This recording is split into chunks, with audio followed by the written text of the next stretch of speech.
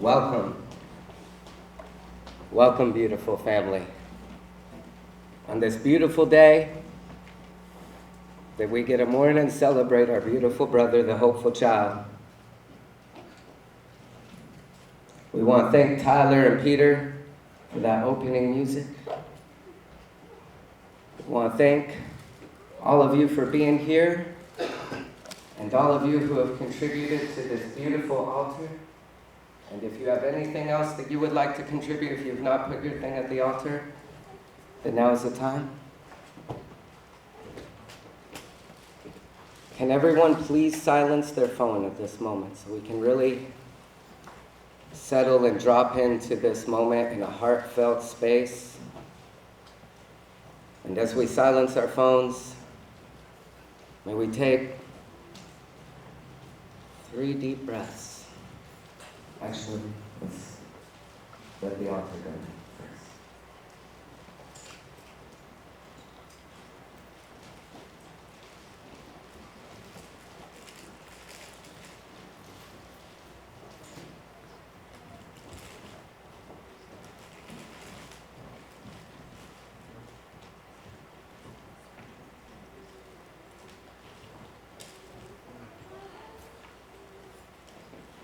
Thank you.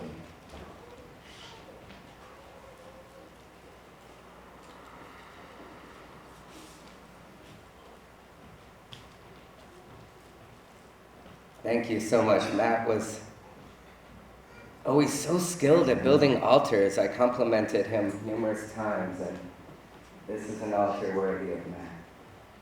Thank you. So let's take 3 deep breaths to ground into this experience and settle into our hearts. So on the count of 3, let's breathe deep into our belly and out. 1, 2, 3.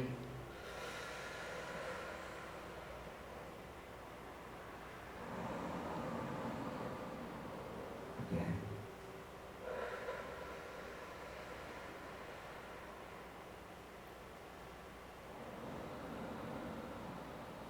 One more time.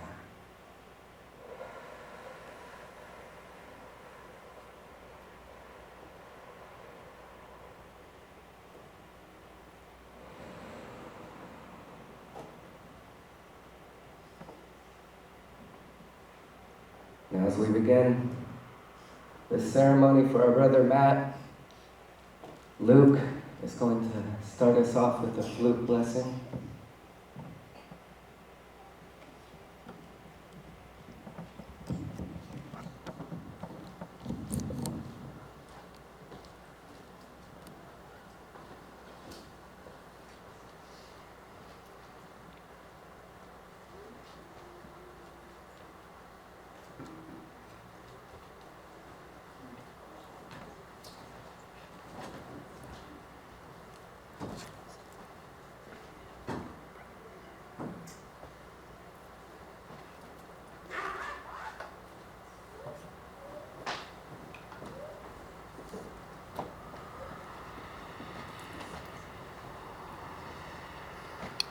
All right. Hi, you guys. Thanks for being here to celebrate our beautiful friend and brother, Matthew.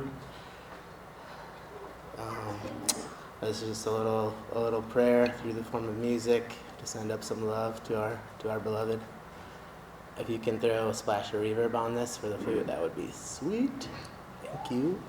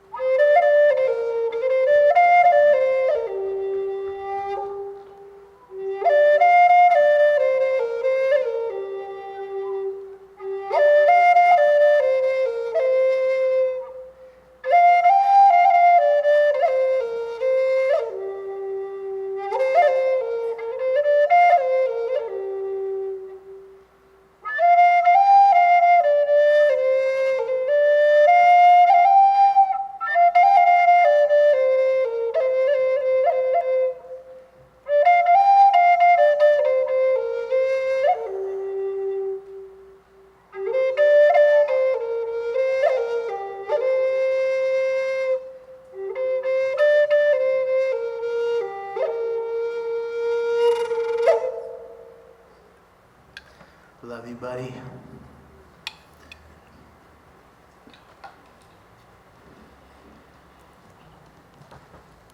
Thank you, Brother Luke. Beautiful flute. And thank you, Casey, for the smudge. As we deepen into this prayer of the day for our brother, may we bring Morgan up to begin the drum journey as Addison and Fox light the altar.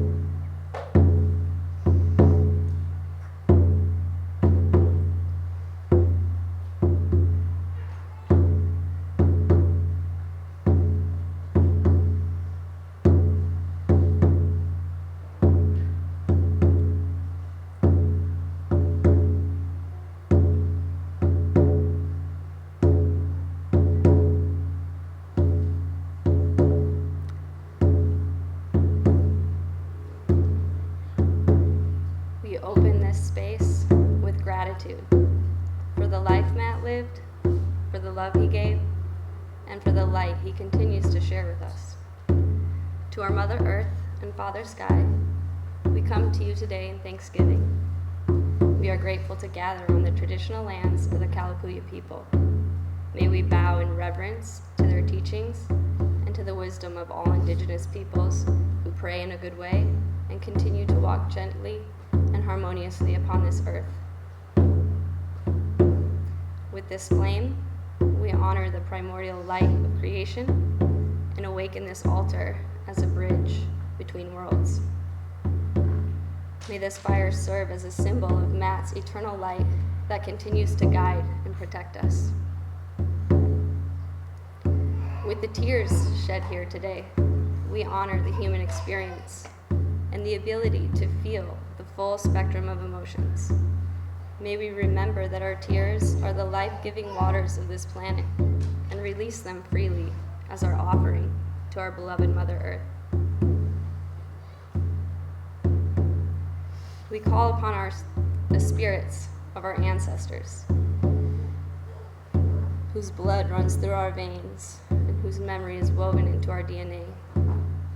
We ask for your assistance in lifting our spirits and carrying our prayers into the unseen realms.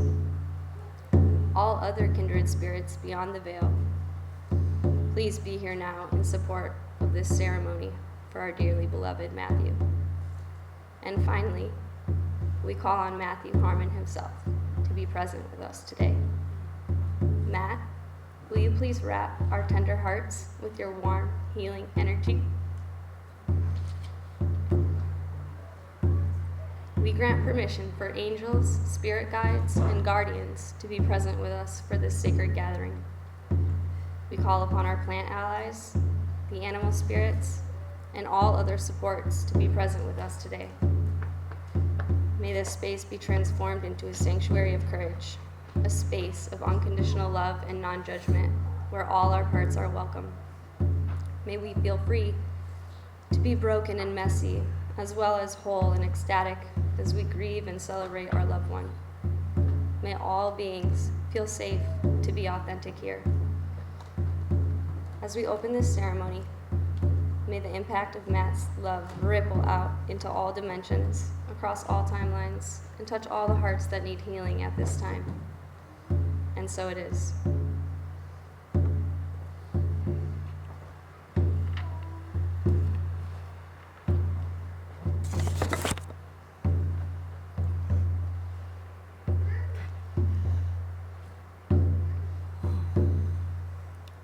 with a tender heart, I offer this blessing with deep respect.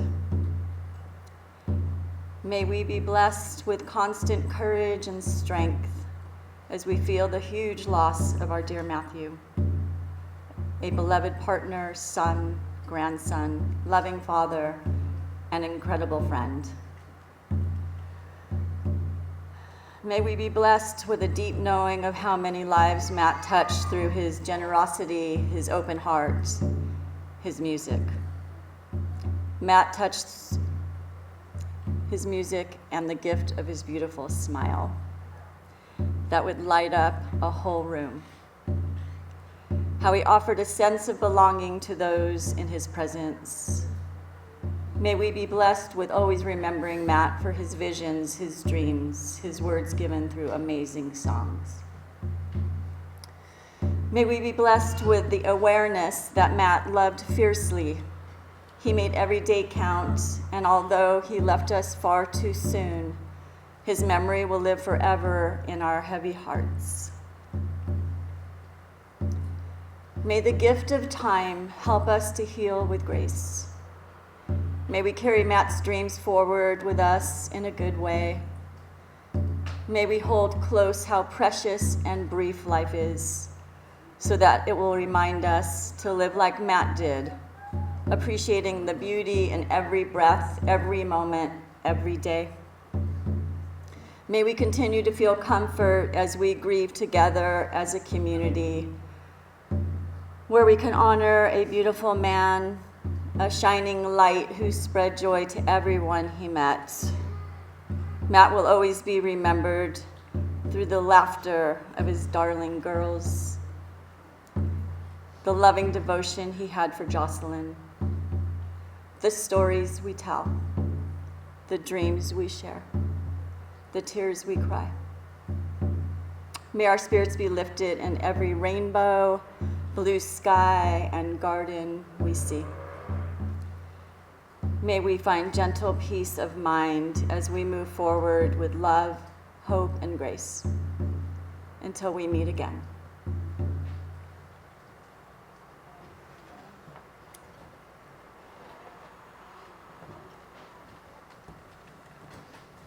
Thank you. Silence is the expression of the inexpressible. Silence is the medium through which those on the other side can communicate with us and we can communicate with them. So may we now take a moment of silence to be with our brother Matt.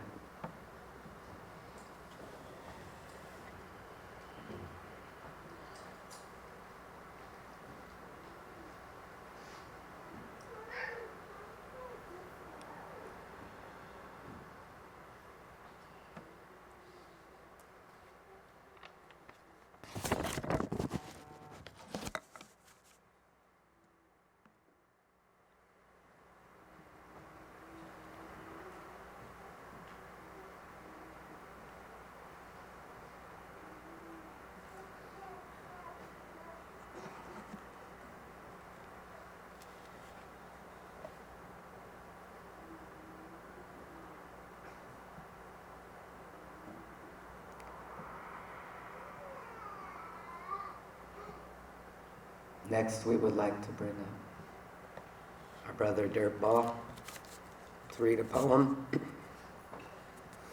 called Death is Nothing at All by Henry Scott Holland.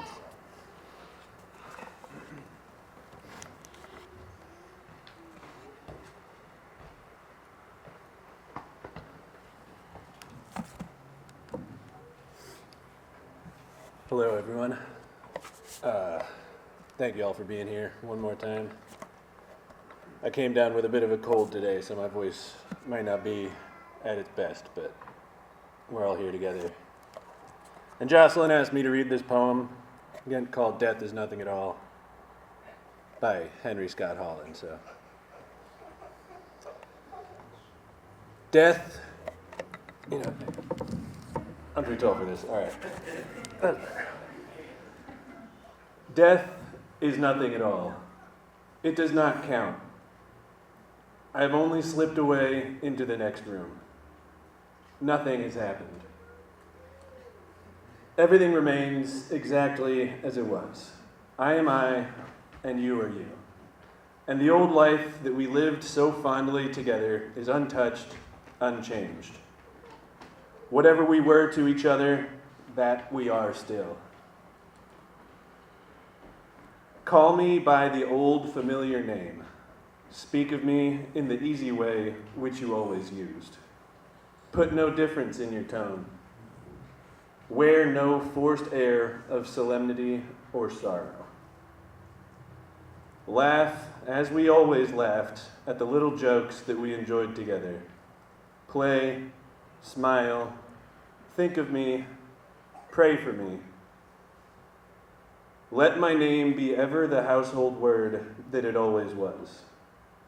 Let it be spoken without an effort, without the ghost of a shadow upon it. Life means all that it ever meant. It is the same as it ever was. There is absolute and unbroken continuity. What is this death but a negligible accident? Why should I be out of mind because I am out of sight? I am but waiting for you, for an interval, somewhere very near, just around the corner. All is well, nothing is hurt, nothing is lost. One brief moment, and all will be as it was before. How we shall laugh at the trouble of parting when we meet again.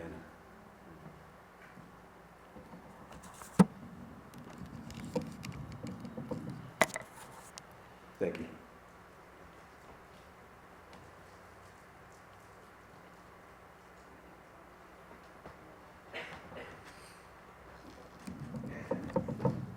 Well, now I gotta shorten it down.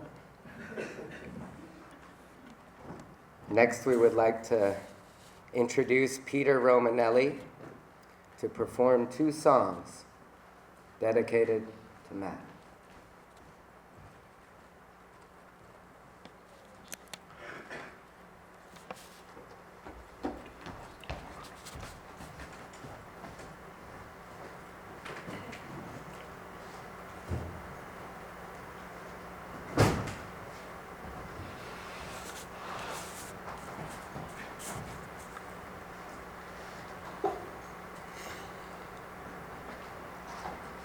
Hello, everybody.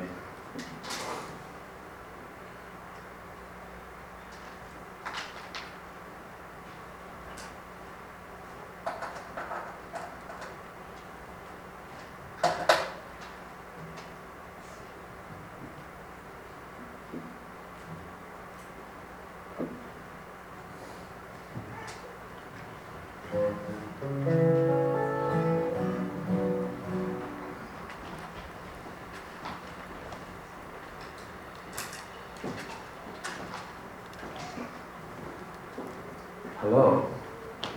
It's nice to see all of your faces.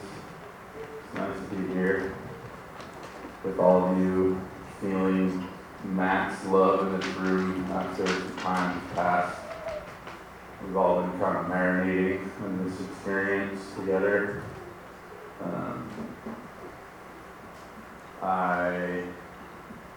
I'm just going to play 2 songs for y'all. This first song I'm going to play is a cover of a song by a band called Watch House that I heard for the first time a couple days after Matt passed away. And it's been a song that has hit me really quite hard in that time.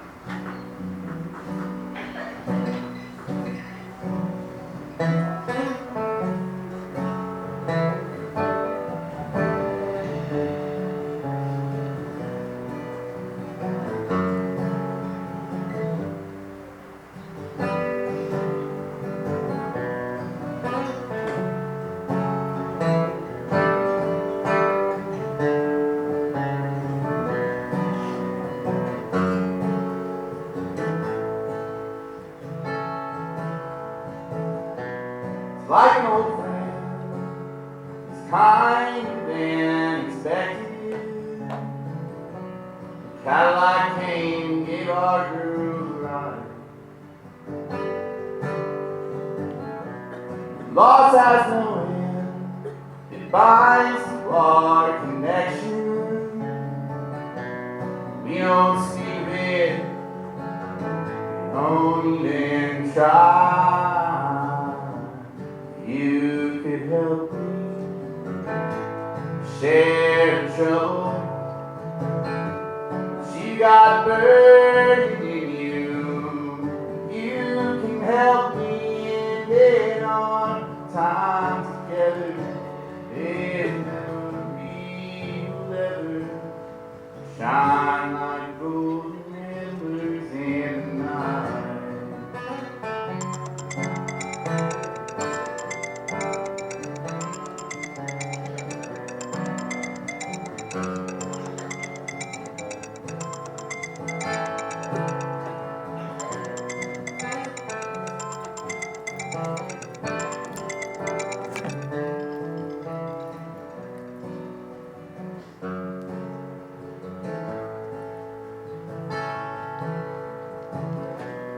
I miss the old hymns she used to sing them. Sparrows that spread out their morning. Now they're all out here, silence and strings, like notes on the pages. She breathed life into all things. You can help me share the trouble. She got burdened in you. You can help me end it on time together. If memory will ever shine like golden embers in the night.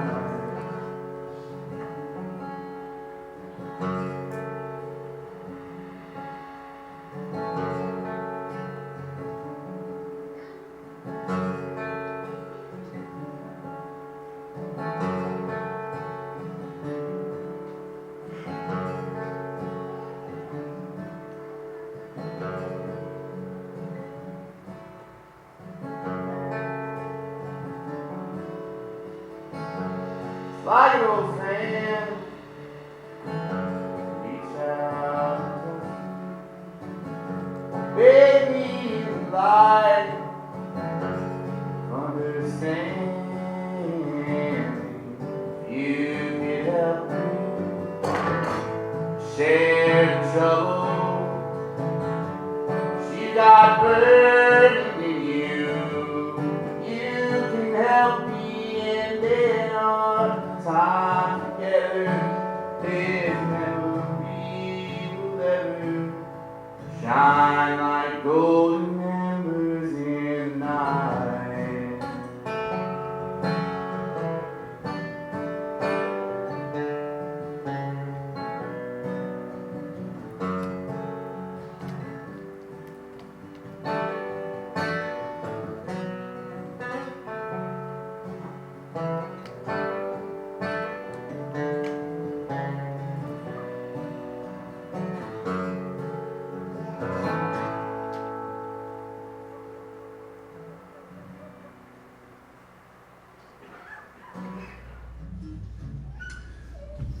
Okay. I'm going to play one more song. This next song is a song that I wrote, and the night that I heard about the news of Matt passing, I went out to the farm and we all sat in the yurt and shared photos and stories of Matt and drank some tequila and just felt it all together. And this song is one that I wrote this summer, and I don't know, it just felt appropriate that night to play. And Jocelyn asked me to share this one today, so thank you all for being here. I love all of you. A friend of Matt is a friend of mine. I don't know all of the faces in here, but I feel like I do, but I do know most of you.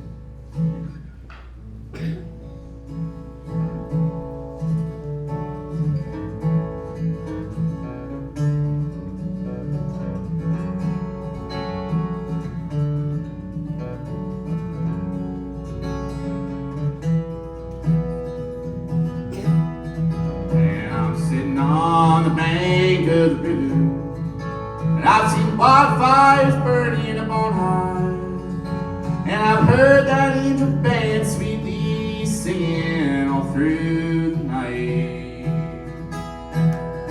And I'm sitting on the bank of the river, and I'm trying to dry the teardrop in my eye, and I'm thinking about the years that have gone by, and I sigh.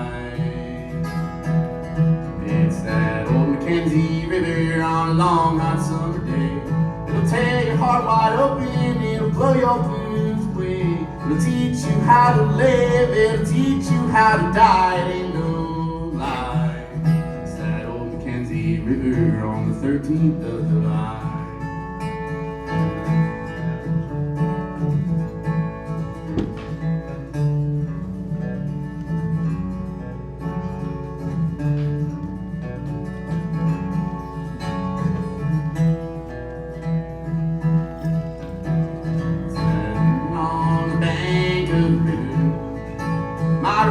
Looking back into my eyes, and the past, present, future of our lives colliding.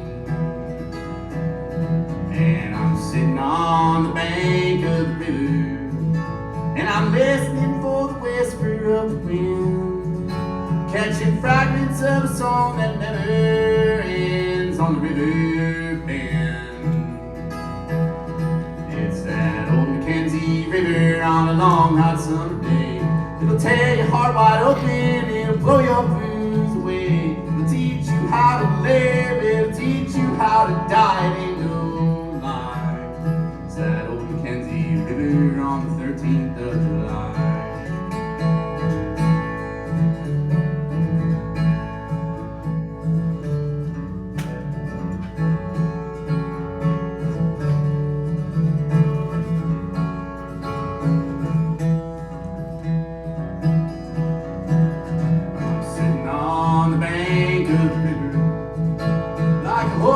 Child dreaming in the night, and I'm praying everything will be alright on you, mine.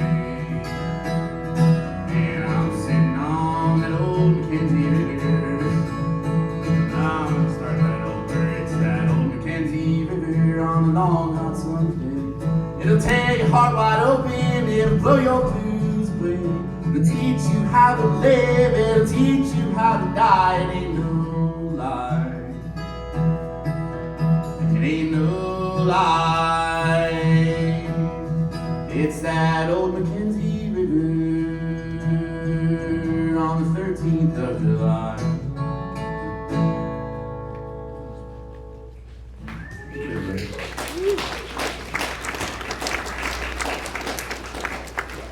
Thank you, Brother Peter. You said something just now, before that song. You said, a friend of Matt is a friend of mine. Ain't that a beautiful truth of Matt, is that he was able to bring all of us together and make this event happen.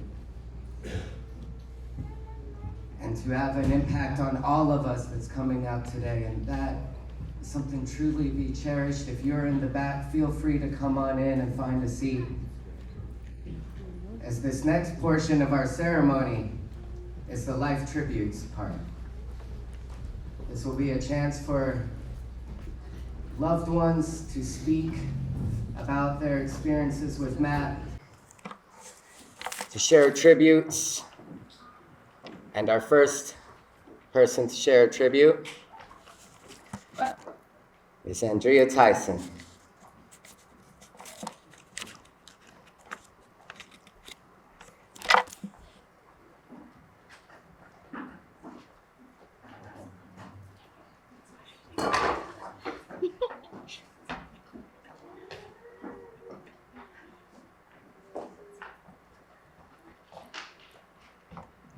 Hello.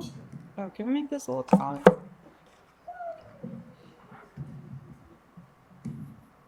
All right. I'm gonna try not to cry too much, but I probably will. Okay. So, I'm a longtime friend of Matt's. I live on the funny farm. I have so many thoughts, memories, and feelings about Matt's passing. It's difficult for me to express just how much light he brought into my life. But I just wanted to talk about a few key memories and thoughts. Matt was one of the first friends I made when I moved to Eugene. I moved here when I was 20, and I'm 34 now. Out of those 14 years, I lived with Matt for about 10 to 11 of them. So, safe to say, I knew him pretty well. I can still remember the first night I met him. My roommate at the time got invited to a party, and I came along with her. It was at a house called the Honky Tonk. What's interesting is most of the people that lived there were actually from my neck of the woods, the Coos Bay, North Bend, Coquille area. So I immediately felt a sense of camaraderie and comfort with these new people. At one point in the night, this extremely energetic guy comes running up to me. He had a huge smile and a friendly demeanor. He introduced himself as Matt and asked me pretty much my entire life story. It was surprisingly easy to connect with him, and we got lost in conversation.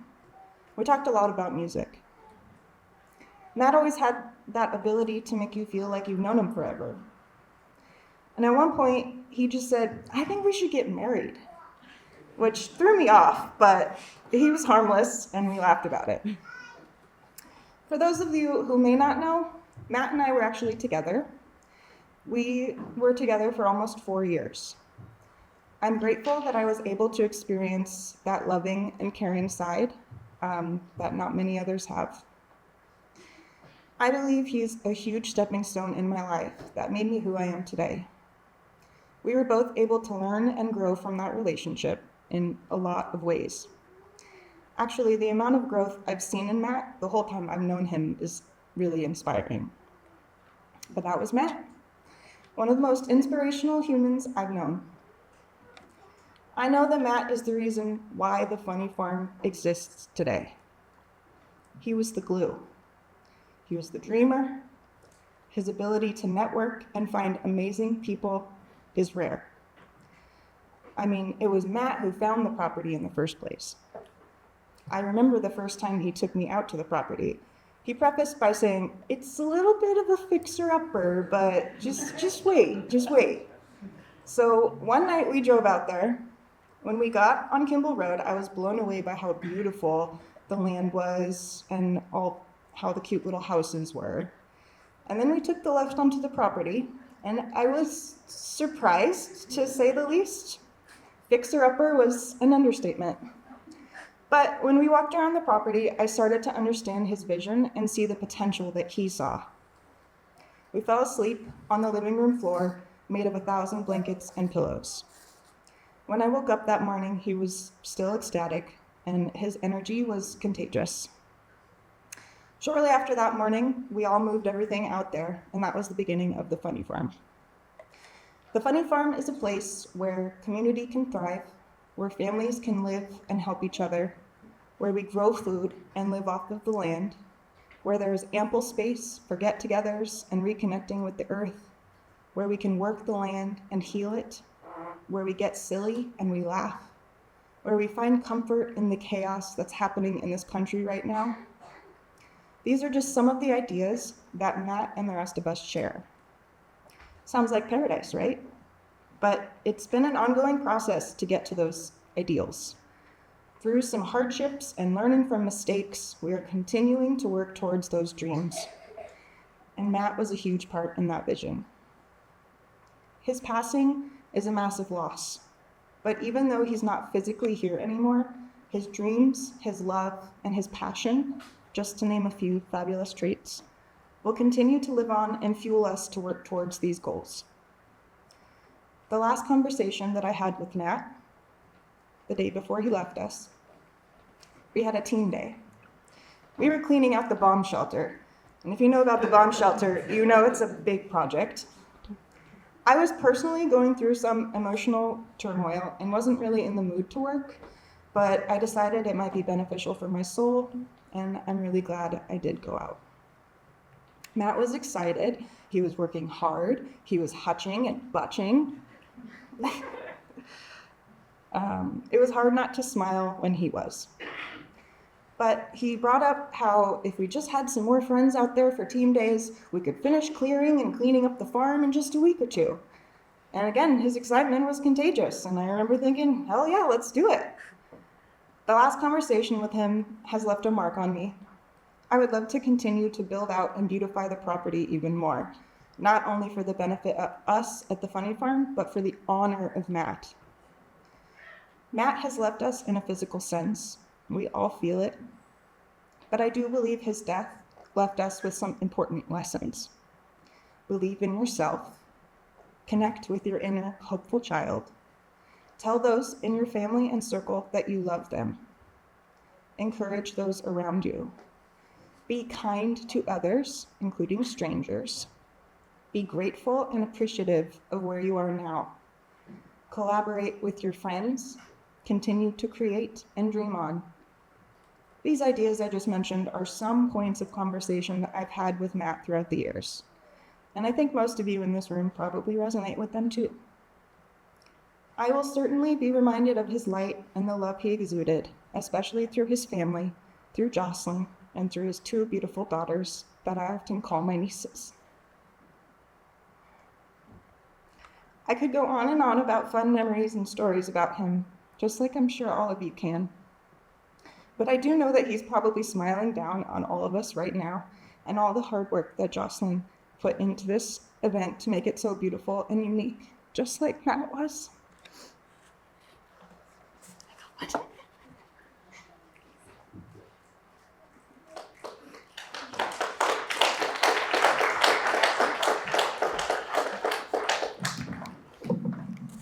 And next, we would like to bring up Matt's beloved and oh so strong partner, Jocelyn, to speak some words.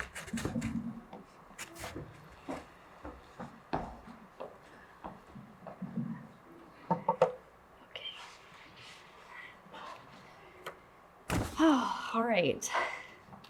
It was hard for me to condense this down. And before we begin, I just want to say that this is really, literally the hardest thing I've ever had to do. And I am just so thankful for this whole community to witness me in this moment of grief and vulnerability. And I want to acknowledge what an honor it was to be so close and intimately invited into the depths of Matt's soul. To be the keeper of his secrets, the one he turned to, the one he cried with, the one he felt safe with. This is probably the single most valuable gift he blessed me with, and he was full of gifts. Thank you, Matt, for everything. As we all know, Matt was an excellent lover. He never missed an opportunity to say, I love you. His love had no bounds. Brother, sister, mother, cousin, cashier at the grocery store, the old lady he just met, didn't matter who you were, he loved you a lot. And this was also evident in the way his hugs silently said, I love you, sometimes even louder than his words. The way he loved his mother was very sweet to witness. Since he was an only child, she was his person, and they had a very deep and close relationship to one another. And Matt was really good at showing his love for others. When we first got together, he bought a sound system to support the musical performances at the Whitaker Community Market, which I was spearheading at the time. It's the same sound system that we still use to this day for other community events. And it didn't stop there. I watched in awe as he'd show up to the Whit Market with his stacks of cash and, like a kid on Christmas, proceed to buy out an artist's entire stock of prints, every salve from an herbalist, or all the rocks and crystals from someone's collection. And to top it off, he was mainly buying those things as gifts for other people. In addition, he would always buy every single piece of merch or vinyl, whatever they had the band after a show. He's always so generous in the way he showed his love and support of other artists. Not only that, but he always had the most generous interpretation of everyone he met. It's like he was blind to the fault of others. Or rather, those just didn't matter to him. He was focused on the positive. And he had such a positive outlook on life, too. I think the thing that touches my heart the most was the way Matt turned into the most loving father to our daughters. And to complement this role, he was a great cook. Most of the time using veggies and stuff that he grew in the garden. A proper kitchen witch. And he was also really good at cleaning. All of this domestic stuff, which I know isn't always typical for the father. So I felt really lucky to be supported in this way. And he was just a really good parent. Always responding with playfulness and creativity with the girls to combat their boredom. He would entertain them with his silly shadow puppet shows, the wacky songs on the guitar, usually spin-offs of the traditional kid songs like Down by the Bay, encouraging the girls to come up with their own verses to the song like he was. He really was such a nurturing father. In all honesty, I owe it to him for teaching me how to be a loving mother. And Matt was a rebel. Following in his father's footsteps, he really loved and respected his dad, always extending his love and grace toward him. I appreciate the way Matt resisted mainstream culture and embraced the idea of time as art instead of time as money. He was on a different mission, a mission to embrace radical authenticity, a mission to heal and inspire, to be a lighthouse of love. He was truly free. He worked for himself and stood by his dad Malin's motto, "If I'm not having fun, I'm not doing it." Matt made the most of every situation, putting his own unique spin on whatever he was presented with to make sure he would enjoy himself. I love how Matt had no shame in being himself and expressing his alternative worldview without a care about what others thought of him. From his eclectic taste in clothing, always gravitating towards the women's section in clothing stores, he was unafraid to stand out and always challenging the societal norms. My personal favorite example of this rebellious nature was when he took the ROTC recruitment pamphlets that were in the career center at his high school and set them on fire in a trash can. So punk rock. In fact, Matt had a whole punk rock phase where he got to embrace this to the fullest. And much to his surprise, his mom even supported him in this exploration of his image, from the way she let him dye his hair, helped him egg white his tall mohawk, and even let him host a couple punk shows in the great house on her property down there in Coquille. That was where he got to perform with his band, The Aborted Fetuses, and invite the whole punk community to gather. Matt loved human connection and bringing people together. Nothing made him more excited than the opportunity to introduce one good person to another good person that he knew, that already didn't know each other.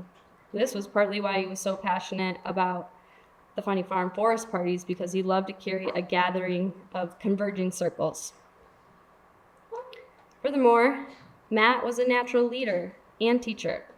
He taught me everything he knew about music production and sound design, even though most of the stuff he was telling me was over my head, but he couldn't help himself, just continue to tell me things, and I actually did pick up some things along the way.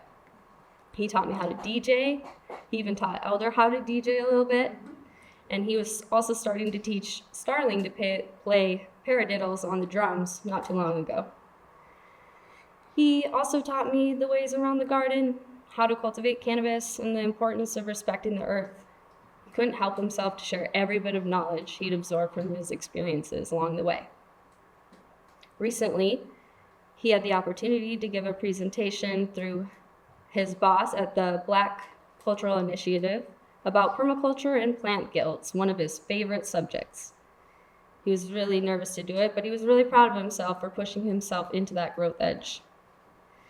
He also took every opportunity to teach the girls the names of plants, how to identify them and respect them, as well as their medicinal properties and what flowers you can eat and which ones you can't. Matt had a deep connection to the spirit of Mother Earth. He was a nature lover boy, which was an influence probably of him growing up in Alaska between the Prince William Sound and the Chugach Mountains near the mouth of the Copper River. No roads connect Cordova to any other Alaskan communities, so a plane or ferry is required to travel there. Matt moved there when he was 3 with his mom and grandma and stepdad Kelly to be with his great-grandma Irene. Her family were some of the first pioneers to settle in Cordova, and Irene became the matriarch of the little village there, where Matt got to be an honorary member, being her blood relative. Matt always spoke very highly of his great-grandmother and the network of support she created around herself, much like Matt did, following in her footsteps. He even embodied her nurturing feminine energy. But same goes for his gram, Beverly. He loved sharing deep spiritual books and insights with her, and she was very receptive to him. Being in the sticks of Alaska, folk music and bluegrass were imprinted in him there. That is where he first fell in love with the strings. I remember him recalling how the community would gather for potlucks and jam sessions on the regular, and how they would always end the evening with Good Night Irene, a traditional folk song first recorded by Leadbelly, one of his musical inspirations. Furthermore, his love for nature was really apparent to me when we had the pleasure of experiencing the COVID lockdown together, just 6 days after our first daughter, Starling Rain, was born. I personally didn't leave the farm for 43 days while Matt cared for me postpartum, making sure I was nourished, supported, and loved. It was such a privilege to spend all our time soaking up delicious spring sun rays in our gardens with our community, along with Andrea, Fox, and Luke, planting plants and just being together without the external distractions. As time went on, without any sign of establishments reopening, it was obvious we were supposed to travel to make the most of it. So we bought a large REI tent and took it as an opportunity to explore nature together and become acquainted as a family of 3. We set out for an epic road trip along the coast, final destination, the Olympic National Forest, to celebrate Matt's 30th birthday. But first, we stopped at Steve and Lisa's wedding at Horning's Hideout, where we got to celebrate love, introduce our 3-month-old daughter to the world, and where we met Casey and Morgan for the first time. Talk about divine timing. We were grateful to spend time gathering with other heart-centered folks at that time when fear was driving the rest of the world into isolation. From there, we went on to explore Astoria, Port Angeles, and finally the Hoh Rainforest, where we spent Matt's actual birthday, hiking the Hall of Mosses Trail. We both got spooked by a bear on the trail, and we were both happy to turn around and head back to camp. Later that evening, we grilled a slab of Copper River red salmon over the fire at our campsite in the way they used to do in Alaska with barbecue sauce. I'd never heard of that before, but it was pretty good. With baby Starling on his lap next to the fire, he kept stating how it was the best birthday of his life and how he'd reached his peak. After that trip, we continued to return to nature together, specifically our sacred place being the coast and all the watery places he loved so much. He was a Cancer after all, and I did find out that he had a grand water trine to top it off. That's for all my astrology friends. Anytime we needed to get away, get inspired, or process our emotions, we would head to the coast. In September 2020, when the holiday farm fires popped off, we went to Rockaway Beach to escape the smoke, record some music, and ended up accidentally conceiving our second daughter, Elder Song, there. It feels appropriate that the last trip we took together, just him and I, without the girls, thanks to Andrea and Dirtball, was just 2 months ago to camp out on the coast. Just like our early days together.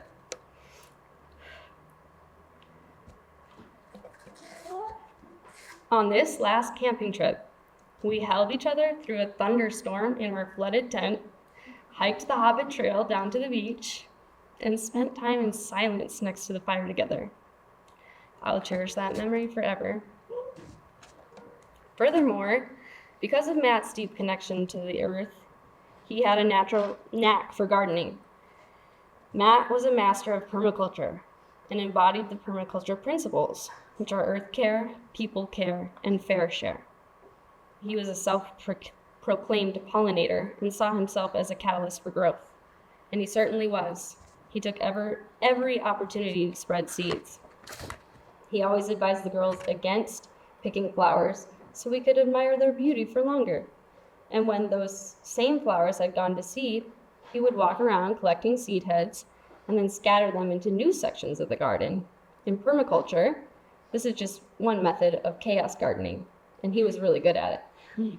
He even invited friends over a couple times to walk around the property and scatter wildflower seeds. It was always a wonder when we would find kale plants growing out of the middle of the lawn or flowers growing out of other peculiar places. In 2021, his friend Alex, who we met at the permaculture design course at the Oregon Eclipse Festival, started working for Terraganics, a company that sells EM1, which stands for Effective Microorganisms. And Matt insisted that we buy a whole 55-gallon drum of EM. And then he proceeded to spend the rest of spring and summer spreading the good bug all over everything at the farm. He started making bokashi and his own EM activations with other various materials, including his urine. His vision has been an accelerator in making our space what it is today. He was creative and had so many ideas, and he actually had the ability to manifest them. When you step foot onto our land, you can immediately see and feel the impact he made there. A lot of progress has been made, like Andrea said. He loved propagating plants, buying new plants, and then more plants, all the plants. He helped build 3 greenhouses, set up a large barn nursery, and built too many garden beds to count, some of them hugelkultur beds. In addition, he has planted many perennials on the land. To name a few, 25 blueberry bushes, 2 mimosa trees, 10 chestnut trees, 2 peach trees, a pear tree, a plum tree, 5 apple trees, a few of which we lost to our unruly goat, David Bowie. 4 fig trees, a persimmon tree, 5 grapes, and many flowers. I'm probably forgetting a bunch too, but you can tell when you look around. It is so beautiful. And they shape the land to make it more beautiful in every way. And lastly, I really admired how Matt valued health and wellness. He understood the magic of yoga and the intelligence of plants. He knew a lot about biology and the human body, especially after his time working at Wynant's health food store. In the 2 years he worked there, he learned and retained so much information about natural remedies, herbs, different protocols, supplements, and the nutritional value of different foods and how they worked in the body. He was always eager to help me or anyone else heal an ailment with some natural remedy. Matt and I loved each other deeply. He showed me a depth of love and intimacy I didn't know was possible before falling in love with him. All that was shared between us was sacred, and still is. Our love did not need words nor definitions, nor need to be spoken, because it was simply known as truth, as in the depths of our souls, an infinite and unbroken bond. And that was basically why we never got married officially. However, in the past few years, as we both got deeper into ceremonial work, we decided it would be really beautiful to dedicate a ceremony to our love. It breaks my heart that we won't be able to do that after all. However, I do still plan to dedicate my life in service to his values and our shared dreams. It's the least I can do. So first and foremost, I plan to stay true to myself and my medicine path, as he always encouraged and supported, and now does so from his heavenly throne as a spirit guide.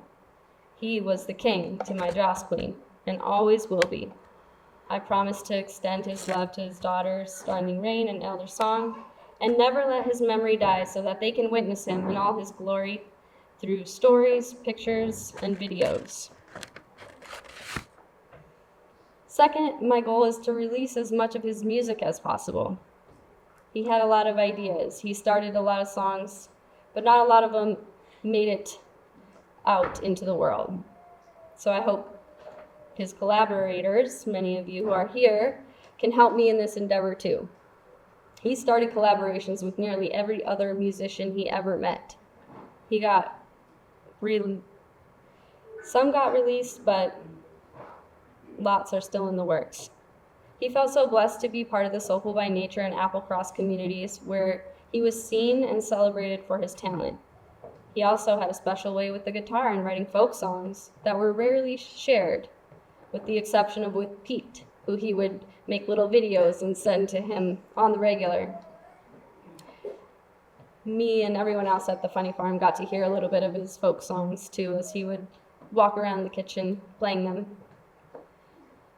And what an honor it was to sing and harmonize with him on music we made together. So, as a way to dedicate myself to him, I plan to pick up the guitar again and practice singing and drumming in his honor. And in addition, I'm never going to stop stewarding the land by growing food, feeding the people, building communities, starting gardens, collecting, propagating, and sowing seed at every opportunity. Let's plant the planet, as his dad Malin would say.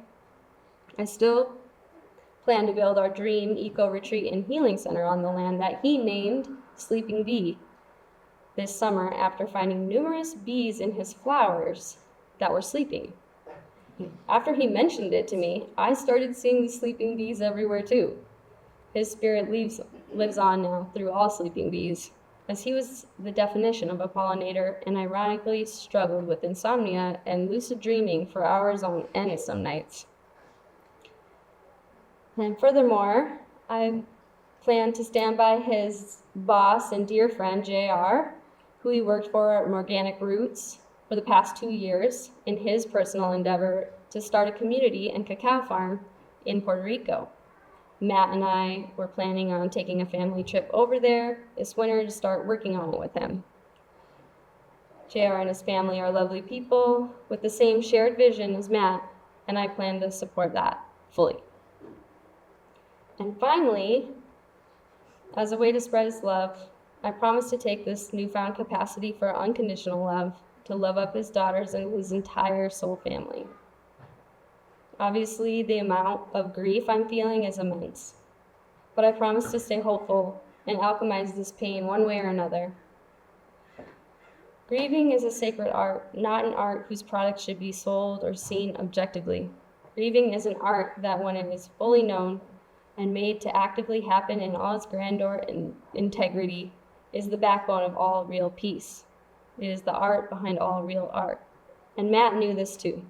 He was a true artist, alchemizing the pain and suffering of the third dimension through the ethereal sounds of music.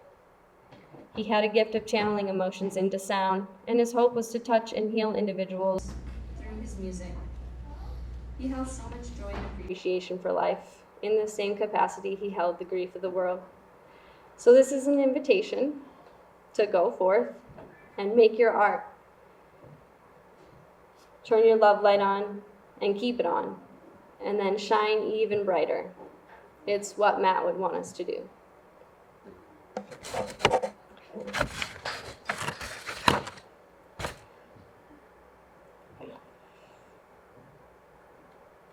This is a little poem that I wrote. It kind of just came through. I think it was like channeled from him, because it contains a lot of the sayings that he would repeatedly say.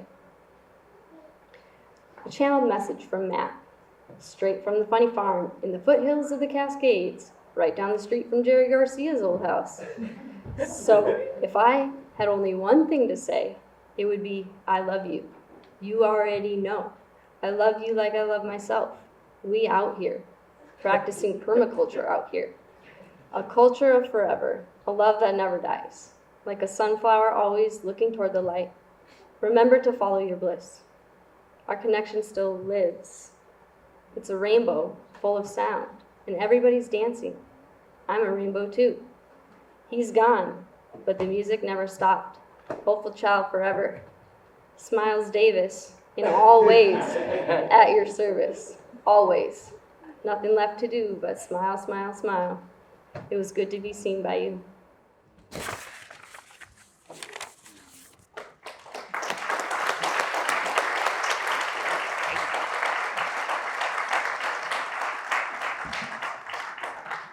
Wow, those were truly beautiful words from our beautiful brother.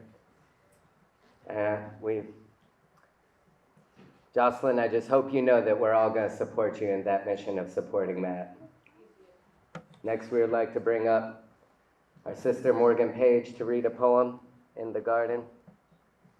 To continue hearing these beautiful stories and reflections around Matt's life.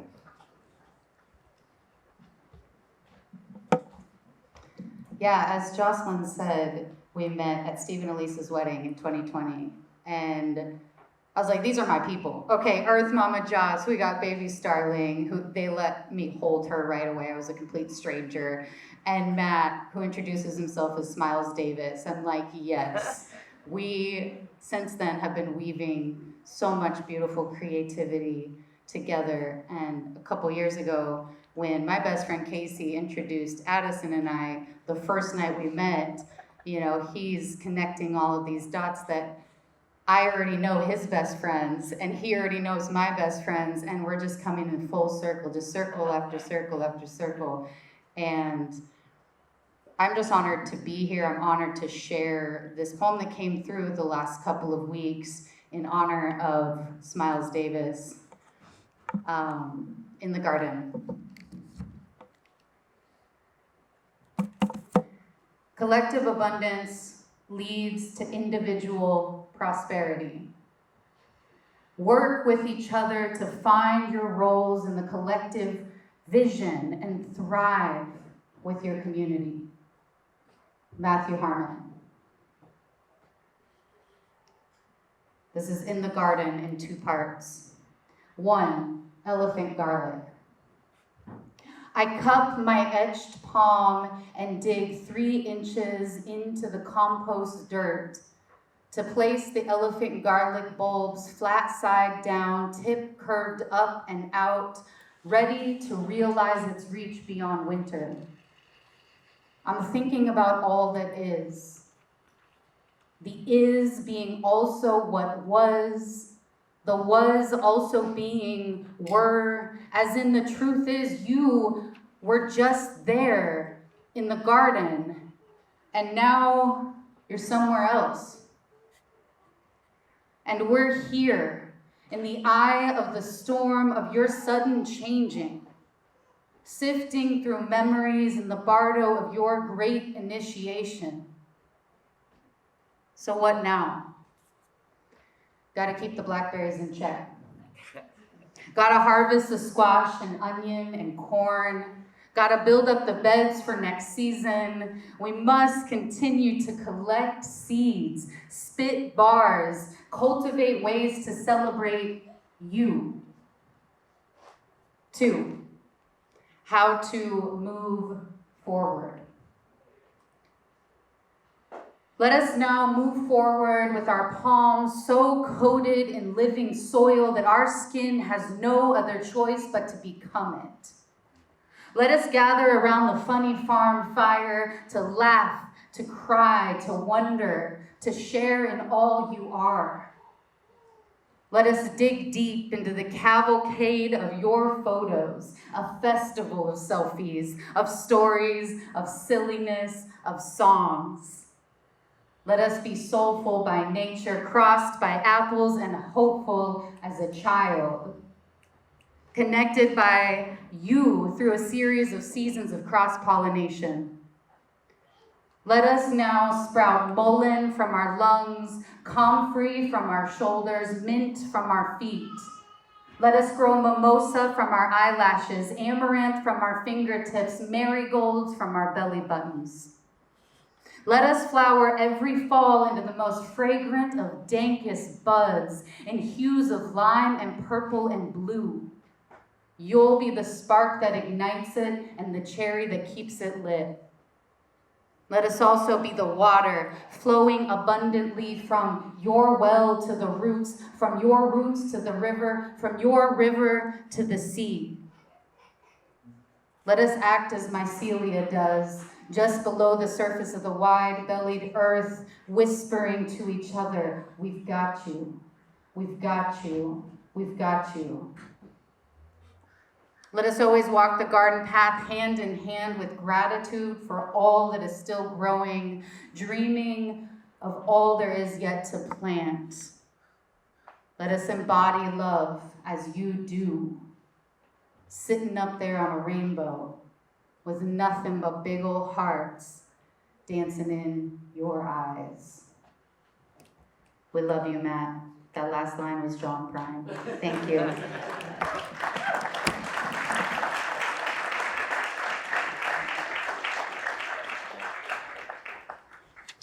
It's so beautiful to hear these stories and reflections that we have of Matt, that he brought us here, that he's given and gifted us with. And next up, we invite North O'Connor to share a life tribute for Matt.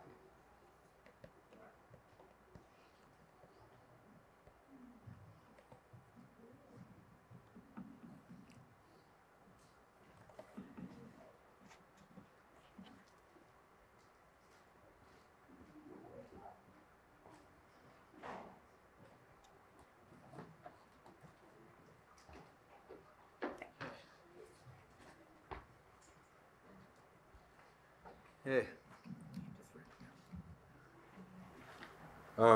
I knew Matt a long time ago, like probably a lot longer ago than a lot of you guys before he came to Eugene. We were actually in prison together. And pretty sure he was 19. And we were like the only guys that were normal in there. And it was scary. And we were like really young kids. And him and his buddies broke into a retirement home on the coast and tried to steal pain meds or something. He ended up in there. He shouldn't have been there, and I shouldn't have been there either. But we found each other on the yard, and we're using these loaner guitars to play, guitar music and Beatles covers and stuff. And we got all these like rapper old dudes to come play with us, and OPB showed up and put us on the radio. And we got in trouble with like all these gangs, and Matt left me there, and I wrote him letters, and he wrote me letters, and we're like, when we get out, we're going to meet back up, we're going to start a band. And so I moved to Eugene, and I got a house, and I showed him to garden. I taught him gardening in the backyard of this house I had in Eugene, and it went crazy, and we got in a lot of trouble for tearing up the backyard, but it was fun. And he took all that, and I taught him to grow weed, too. And he took all that, and he just blew it up. He went over there on that farm in Dexter. I was the first one that bought Kratom. Sorry. But he took it to his work and was like, hey, you guys want to sell this for us? And it just took off. And I was like, all right, have fun with that, man. But he always would do things that I would show him and just take it and just kind of twist it in his own way. And he'd rather do something himself than have someone show him what to do. Even if they're really good at it, he'd just be like, all right, I can probably do this myself. One time I was showing him something at my house about gardening, scrogging. And he's like, cool, man, that's great, that's awesome. And I was like, yeah, you'd love to do this. You should try it at your house. I'll come over and set up for you. He's like, cool. And then like an hour later, I'm at the hardware store, and I run into him and Todd in the aisle putting together a bunch of PVC. I'm like, oh, hey, what are you doing here? And he'd rather just do something himself and learn how to do it, because he wasn't afraid of hard work or things like that. And I miss the dude hard. It's been really hard. I'm sure it's been hard. It's all you guys. But maybe we can all just talk and remember why we're all here today, There's a lot to be learned from this. Nothing's lost. I feel like more is learned than lost. I think sometimes people become so good at life that they just don't need to be here anymore. A lot of my best friends have passed on now, and like I have lived through a lot, so I really need to work on it, I guess. But Matt was too good for this world. I know it sounds cliche, but he really was. I have some funny old pictures if you guys want to see them later too, of him looking really, really young and really scared in prison with me. But it was really good for us both. I don't know if he ever really talked about it much. I was really open about it, and he kind of just kept being like, "Cool, bro, keep it down." And I show up in Eugene and, "Yeah, we're finally out." And he's like, it was all a learning experience. It made us who we were, and like we knew each other a lot realer than most people will ever know each other. I know him, probably knew him a little bit better than my own brother. But anyways, guys, there's nothing lost here. I think there's a lot to be gained, and I don't have a speech written or anything. It's been too rough. I just wanted to come up here and say I love you, Matt, and miss you. I know you're out there. You guys, love you. Let's affirm that. Much more has been gained than lost. I love hearing these reflections from Matt's life that I did not know. Thank you so much, brother. Next up, may we please have Kevin McDonald to the stage.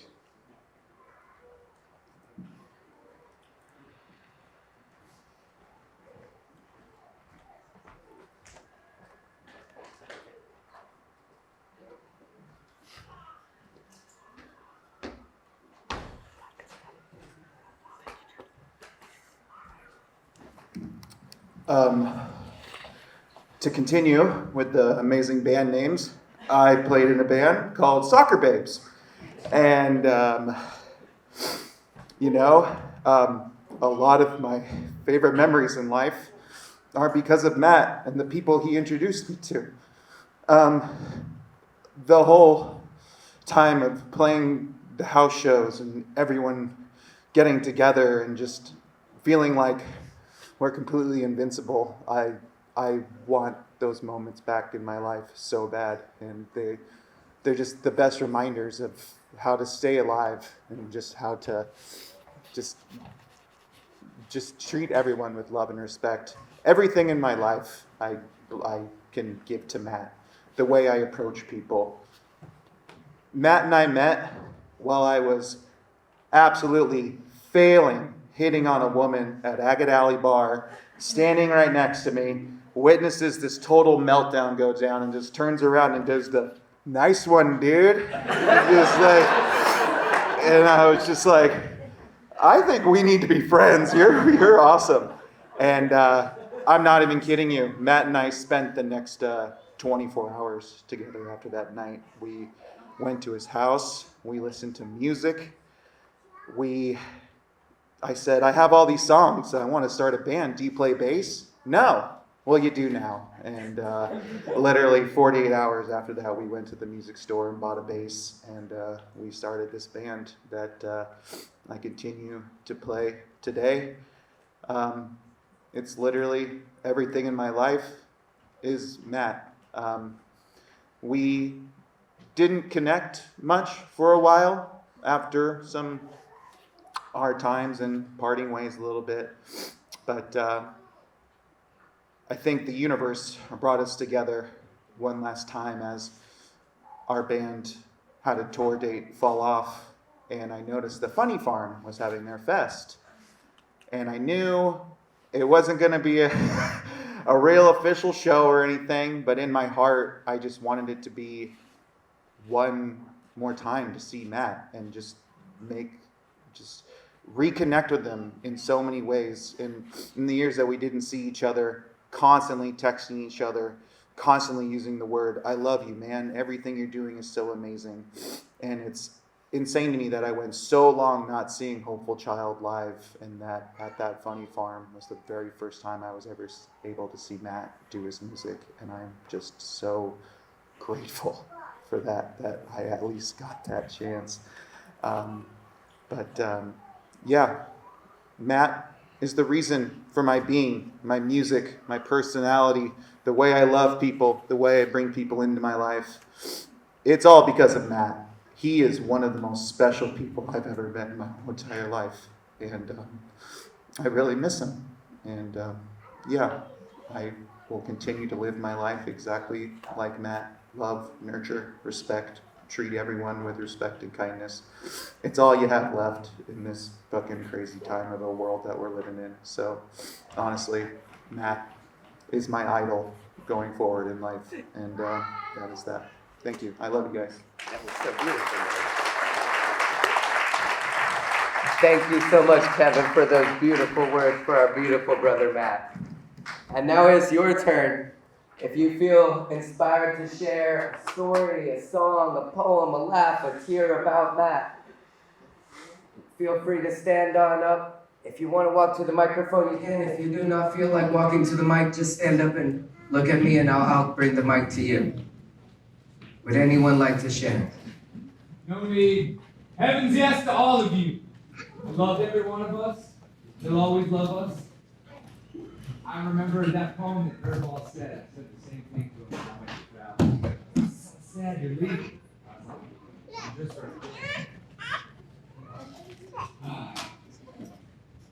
remember, hearts breathe. Thank you, brother. Hearts breathe. Thank you.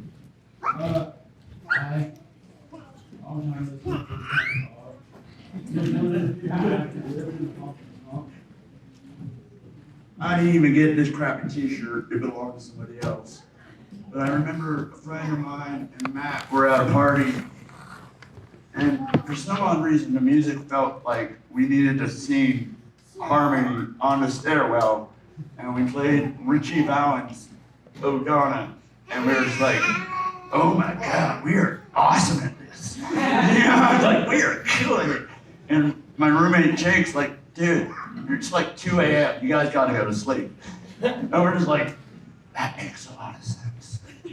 Matt made me want to be a better human.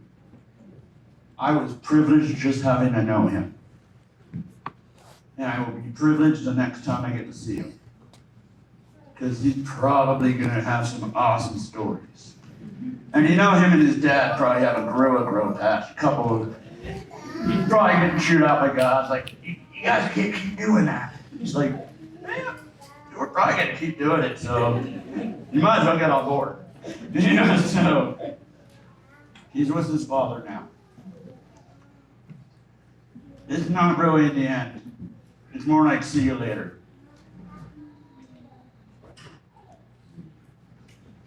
Oh. Chaos gardening throughout heaven. Thank you, brother, by the way.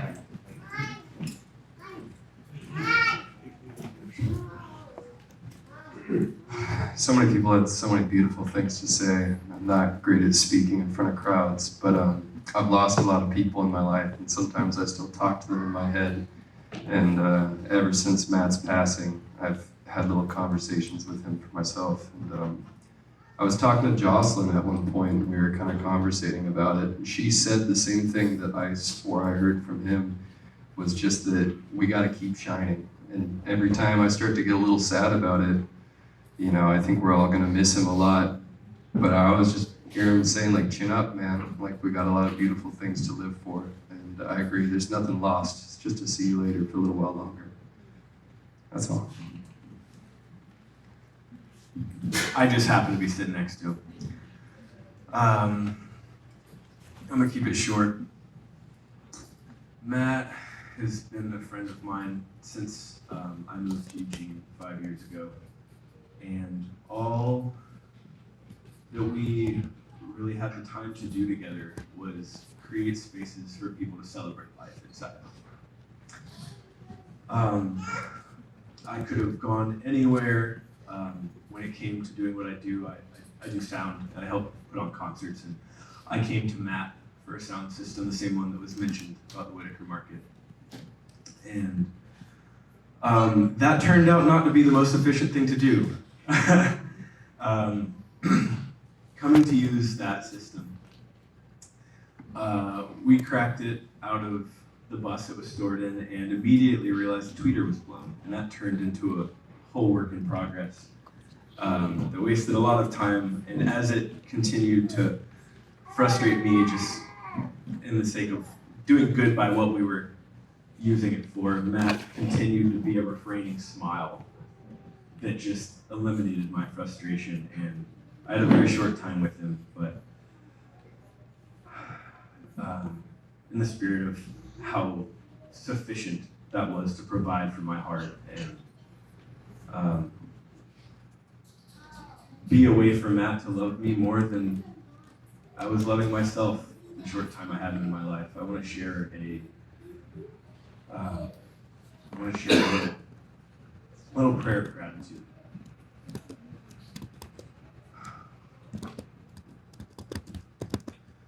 Matt,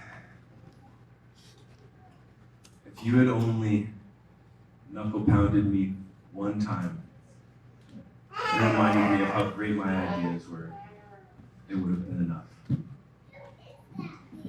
If you'd only snuck up behind me, squeezing my shoulders, asking for a favor, and interrupting my thoughts just one time, it would have been enough. If you had snuck up on my other side to play a song in my ear that you just thought I had to hear out of your crappy little cell phone speaker just one time, it would have been enough. If you had lifted my chin while I was too focused to smile, only just one time, it would have been enough. You changed me. Thank you. Thank you, brother. Yes. I just happen to be sitting right here as well.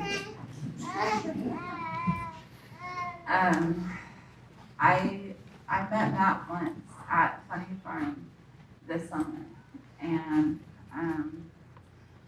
the impact that he has and had and will always have is an internal flame that each of us holds. And loss is deep, and loss is immense, and it can be a big black hole, which friends of mine actually study. So, in the grander scheme of all that is, and the universal miracles that bring us to now, and every circumstantial piece that has to be in play in order for all of us to have what we have, nothing can change. And to have radical acceptance, especially when we wish things were different, and to be in the now, when all we want to do is step into the past.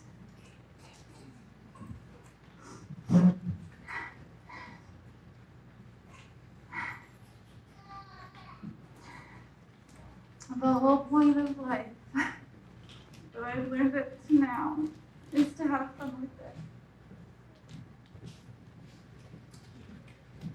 it. Thank you. It's so, so beautiful in all of the glory and pain to just see how Matt's beautiful soul has been a golden thread changing all of our lives.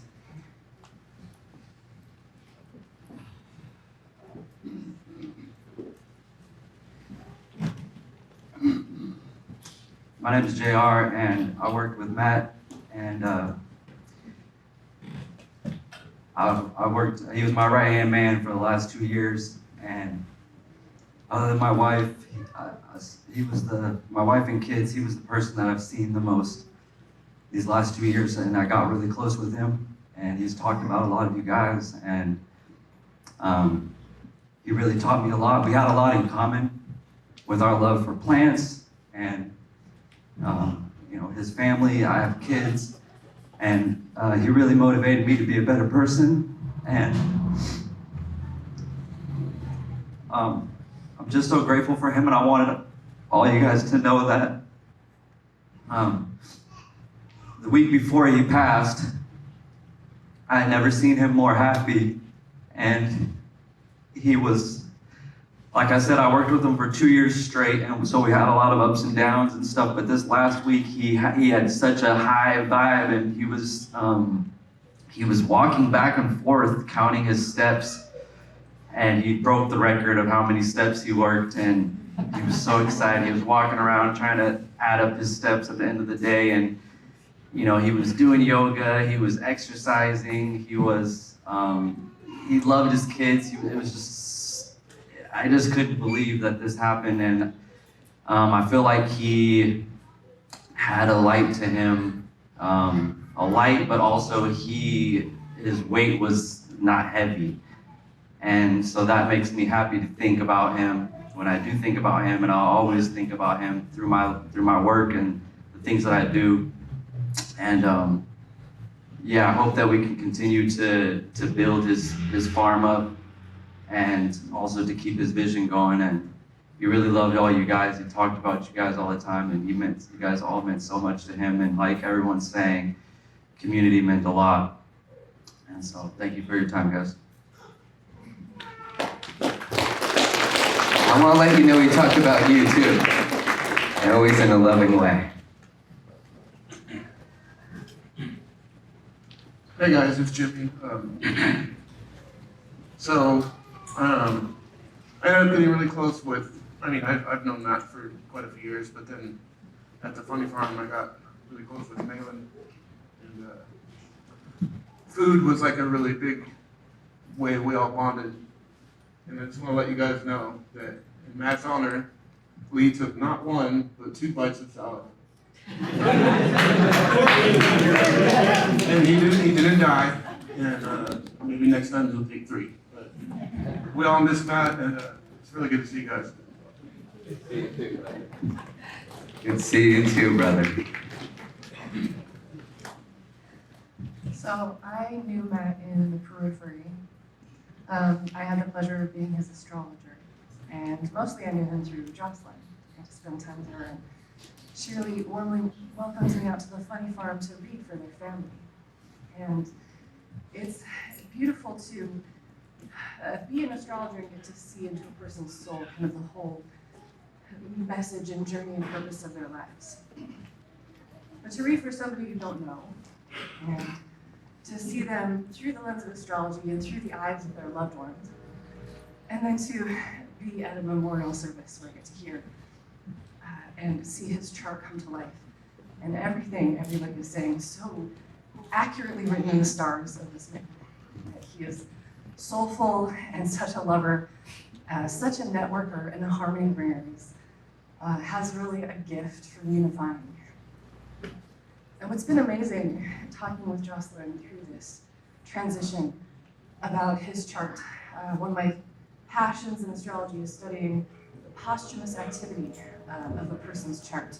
So beyond death, which is apparently just an illusion, their chart lives on.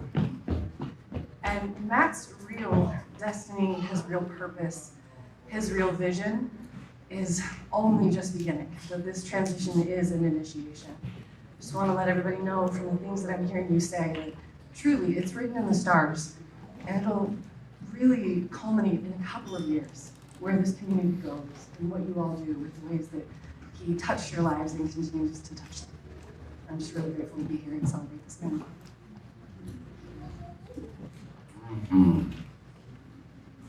All right. This is so fun. I think Matt would enjoy this too. Hi, I'm Carla, Jocelyn's mom, and I just want to say that I am really thankful and grateful to Matt for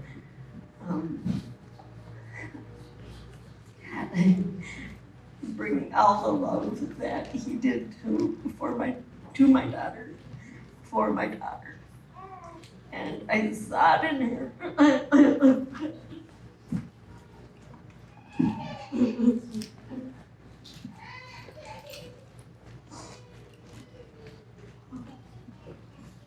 Sorry, I can't do this.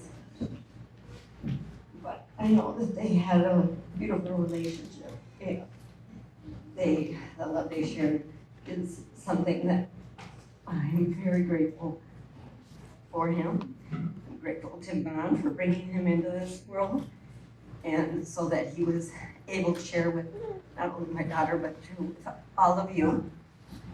I'm grateful for his green thumb and everything he shared with his children and how he loved all living things. And also, probably one of the highlights is I'm grateful for the 2 grandchildren that I've been able to experience with them, and for the farm family.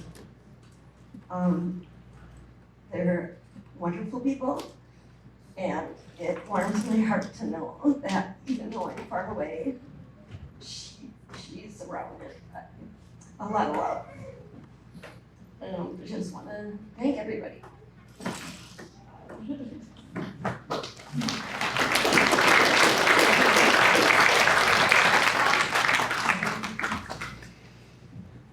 Hey guys, my name's Luke. I'm one of the members out here at the Funny Farm.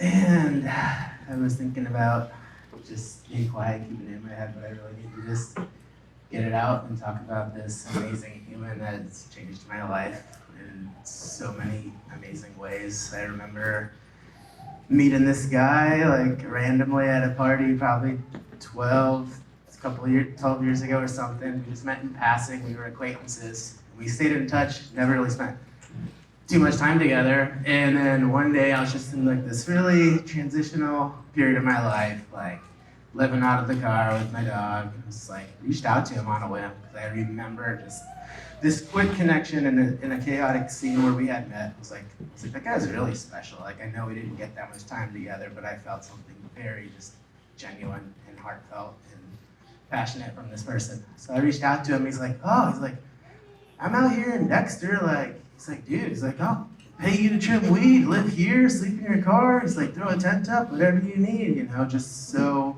welcoming and so generous and so giving and loving. And so I roll out there, and I remember turning down Kimball Road and just being like, where am I going? This is absolutely beautiful. Like, what is this gonna be? And I get there, and I'm just like, dude, you rent this place? What is this land? He's like, oh, I don't know, Funny Farm. Like, we're trying to do stuff out here. Anyways, so yeah, that was like almost 10 years ago, and I never left because knowing him just blessed me with this amazing community of people and friends and family that I'm so fucking grateful to have in my life. And you know, yeah, it's just, I don't know, I could go on and on about this amazing human. There's some people you meet in your life where it's like there's a turning point. Sometimes it's just whatever, it could be bad or good or amazing, and this was just like, you know, this is a chapter in my life where I turned a corner and it just opened up so much abundance in my life. And I remember a lot of times when we were working together, like, man, dude, you've been on the worst days. He's like, you know, we talk about this together, like, you've been on the worst days. He's like, dude, look around. He's like, you made it. We made it. Let's just keep going. So, yeah. And the only other thing I want to say is that, you know, this life feels like forever. We feel like we're always going to have more time, and we may not be here tomorrow. And so just the fleeting loss of my wonderful, beautiful friend, what it has taught me is to be as present as possible, to look your people in the eye, make it weird, hug them for a lot longer, maybe than they're comfortable with. And just let them know, you know, I love you, I appreciate you, thank you for being in my life, because it may be the last time you get a chance to say that. I love you, buddy, I miss you so much. Anyways, give it up for Matthew Harman.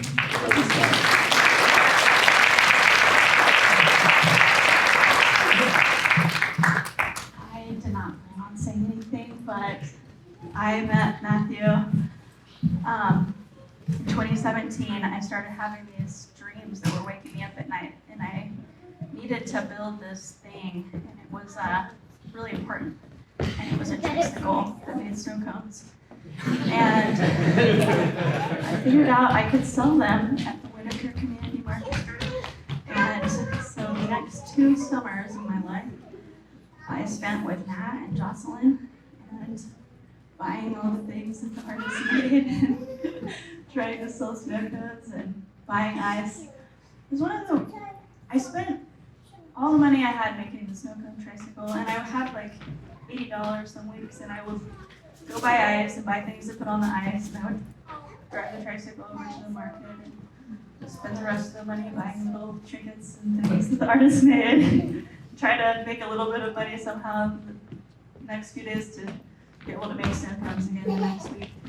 And it was something that I realized about the whole experience was it wasn't about making a business or a product, it was about making community, that whole experience. And after we didn't do the market anymore, personally the market continued on and we left it,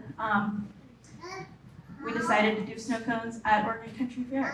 And Matt and Jocelyn came on the first year and continued with us every single year after that.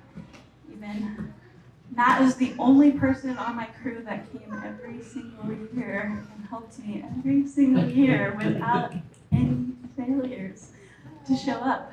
And there was a weird thing that happened this year at fair.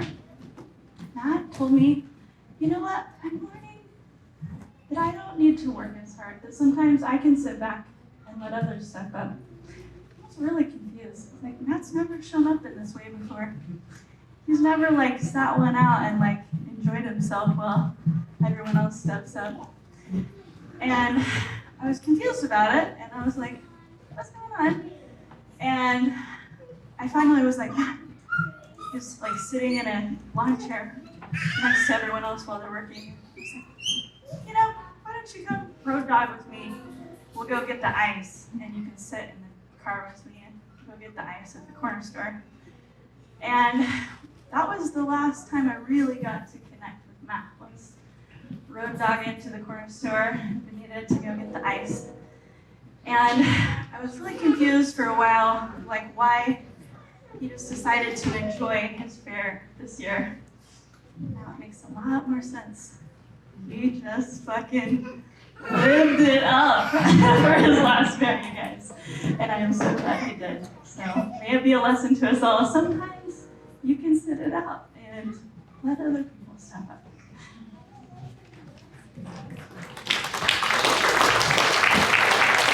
I also was not really planning on saying anything, but I'm going to say something now.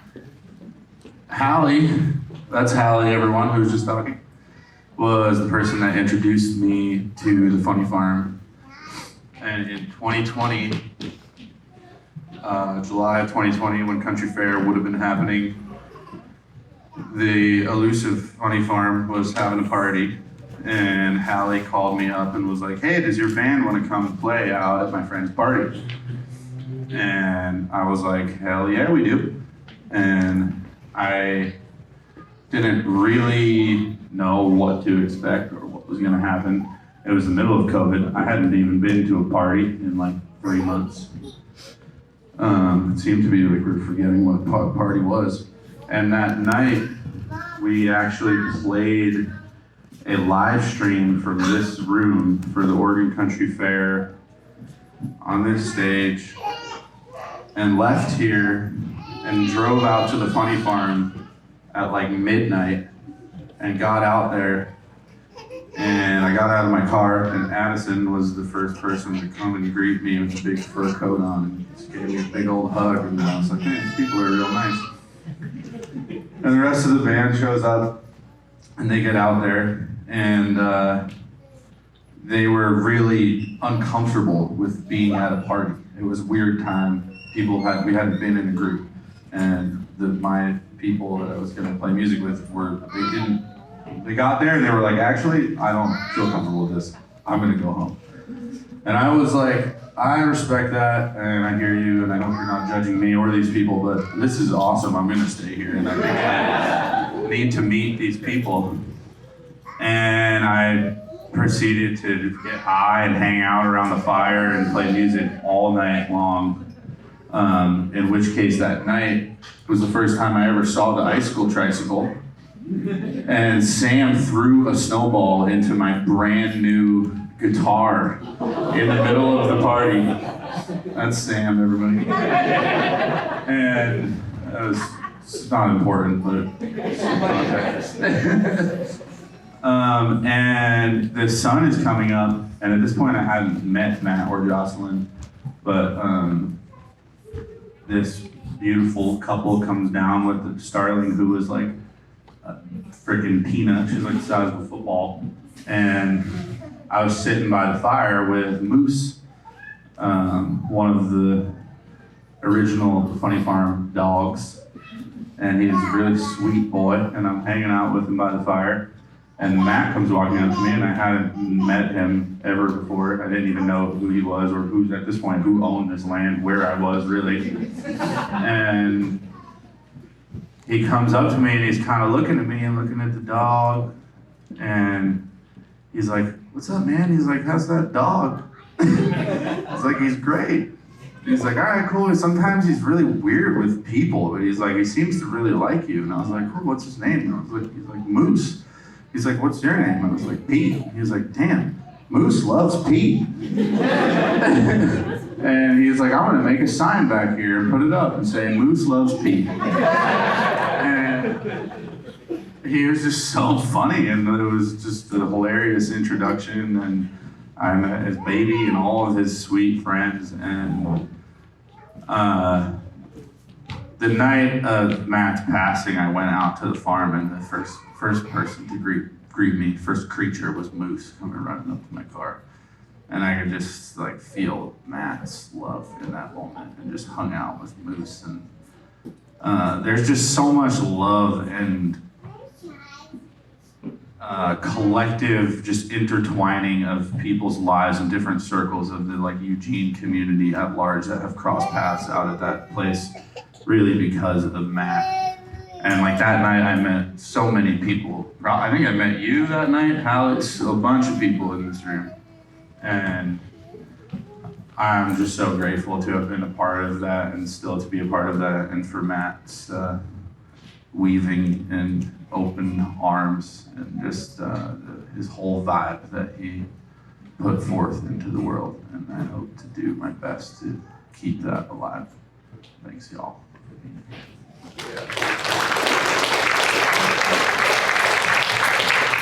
Hi, I'm Sam. I'm the snowball guy and have a pranking problem.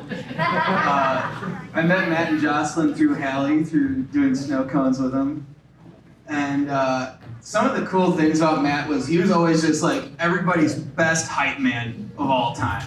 You'd have an idea and it was immediately, "Oh, hell yeah, brother, you should do that. We should do that. We should do this cool thing together." And you could, I'm sure a lot of you have spent time where, it'd be the wee hours of the night, and then all of a sudden you have all these plans to do all these wild projects and make these commitments together, and you build a friendship around that. And he just had never known a stranger, and I didn't spend as much time with him as many of y'all have, but I had never heard him say a bad word about anybody, and I've never seen him too frustrated with an obstacle where he didn't feel like he would overcome it and just keep a positive attitude.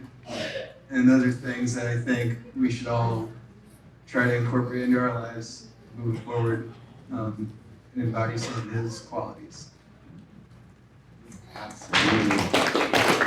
Wow, it's so amazing to think not only did Matt weave all of us together in this room, but he also did it in a profound way where all of us are sharing these stories about how he touched our hearts in so beautiful, amazing ways. Does anybody else want to share in this moment? Yeah, 1, 2. Hi, my name is Mark, and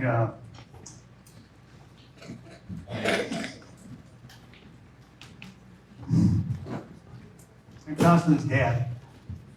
Jocelyn's proud father. I'm gonna cry just like his mom did, but broke my own. I met Matt, I don't know, 5, 6 years ago. They came to Minneapolis for the holidays. And I had not met Matt, but I knew they were together and I'd heard a little bit about the funny farm. And of course, as the wheels are spinning in my head, and as many fathers might do, what the hell is going on out there? And who's this Matt guy? You know, I can't wait to meet him, you know? And, but I quickly learned after sitting down with Matt, chatting with him, learning more about beets, yurts, and gardening than I ever cared to know. And, but he was amazing. Smiles Davis, I had not heard that one, but that's fitting because that's all he ever did was smile.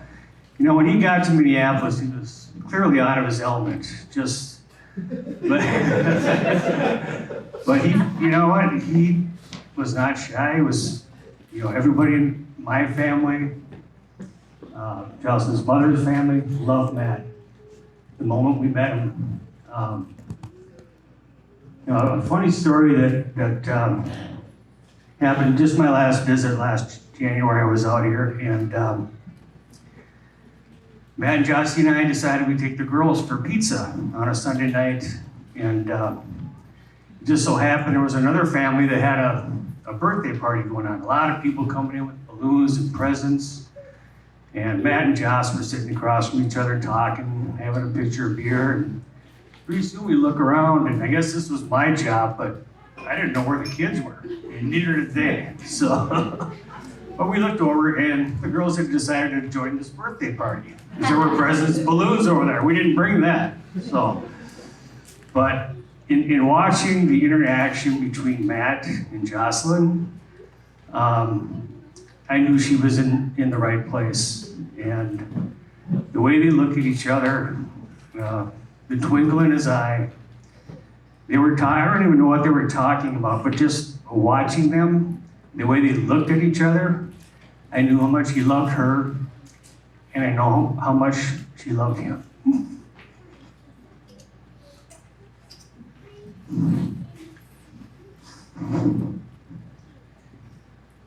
You know, we've all experienced loss in our life in some way. I heard it said when someone passes, people often regret that they didn't say something or, you know, had some sort of unfinished business. And my only regret is that I never got to thank Matt for loving my daughter. The way he does.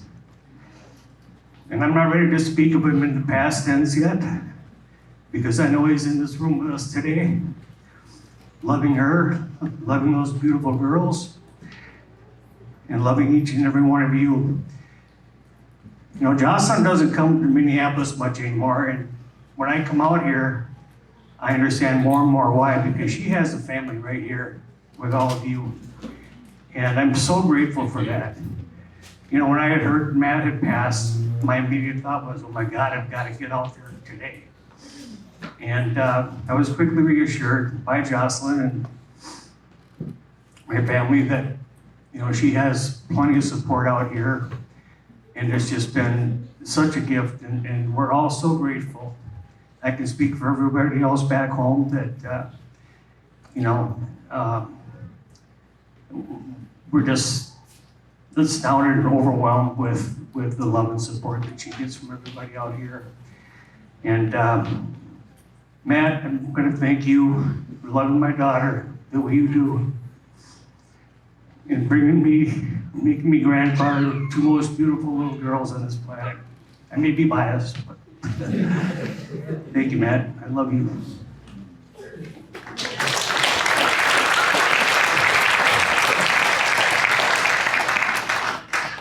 Hello again, everyone. So I guess, like, since Matt's passing, I've thought some about how to kind of honor his legacy. And the idea I've kind of come to is just the idea of watering the flowers in a couple of ways. Because obviously he was a master gardener. There's seeds he collected back there that y'all can take home if you want. And so, like, watering the flowers in that sense is a good way to honor him. But then just, like, watering the flowers as a metaphor, too, of, like, the relationships and the human garden he put together. Like, planting the seed, nurturing it, letting it grow into something beautiful. That's something I always admired a lot about him and continue to admire. It's like, that's why we're all here. Like, these are all seeds he planted, flowers that he nurtured and brought to life. And I guess that's kind of that's just the honor I've been thinking of for Matt. So that's, yeah. Thank you very much.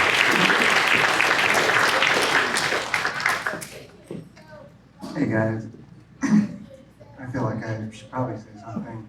I've known Matt since I was 12 years old when he moved to Cook Hill, and we became friends, good friends, by the end of 8th grade. And in high school, we were best of friends. Like our group, I mean, he was a force. You know, I mean, like he shaped, I think, all of our lives in high school.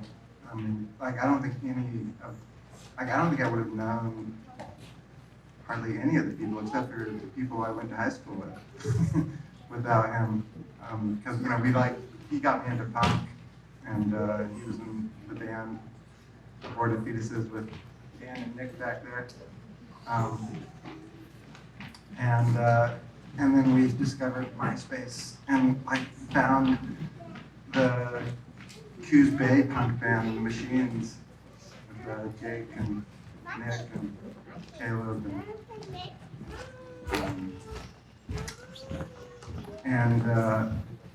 and that's like why I know like half the people in this room. And it was his energy. I mean, like we would have never like connected without him. And his like need to connect. And then we graduated high school and I went off to college, and as soon as I graduated college and me and my ex had broken up, I started hanging out with Matt again. And it didn't take too long before I like quit my job and just decided to like, I don't even know what my plan was then, but eventually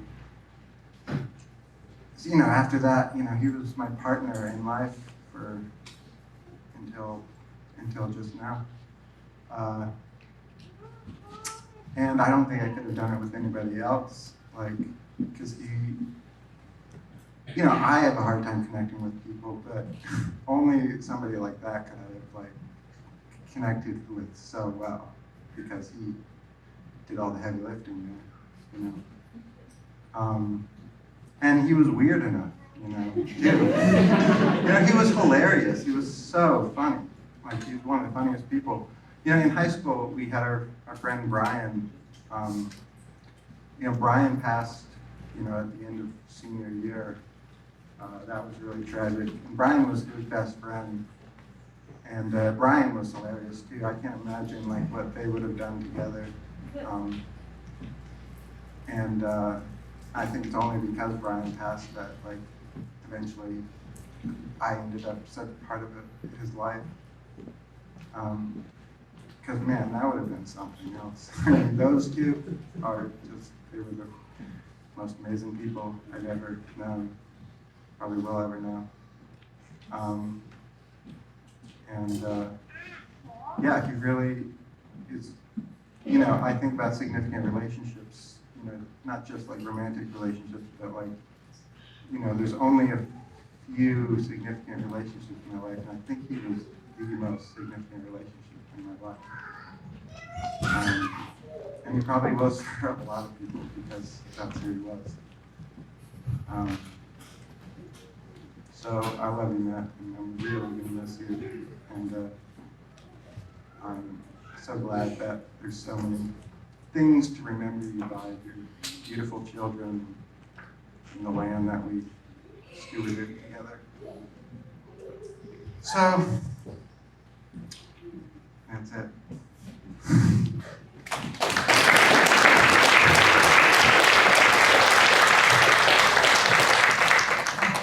Katie, Jess's cousin. In 2021, I was going through a breakup and hit the road and did all the west area, wound up in California. And I was like, all right, I don't really know where to go next. I don't really want to go from LA all the way back to Minnesota. So I'm like, oh, Joss is in Oregon. And so I hit her up, and we ended up, they just welcomed me in with open arms, and I was going through a hard time. And I quickly realized, like, wow, this is a really amazing community. Yeah, so then fast forward 2 weeks, I was like, I want to like stay here. And I really connected with the girls pretty instantly, and they were quite young at the time, so when I came back, it was to kind of be that live-in nanny for them, and it really shaped me. It was a very special chapter in my life. Joss really showed me what it's like to be a mother in a really deep way, and that also showed me how to be a really cool, present, playful father. And the relationship is really inspiring to me, and always will be.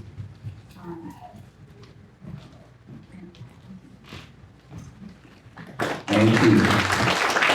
Thank you all. It's been so beautiful to hear all of these stories today.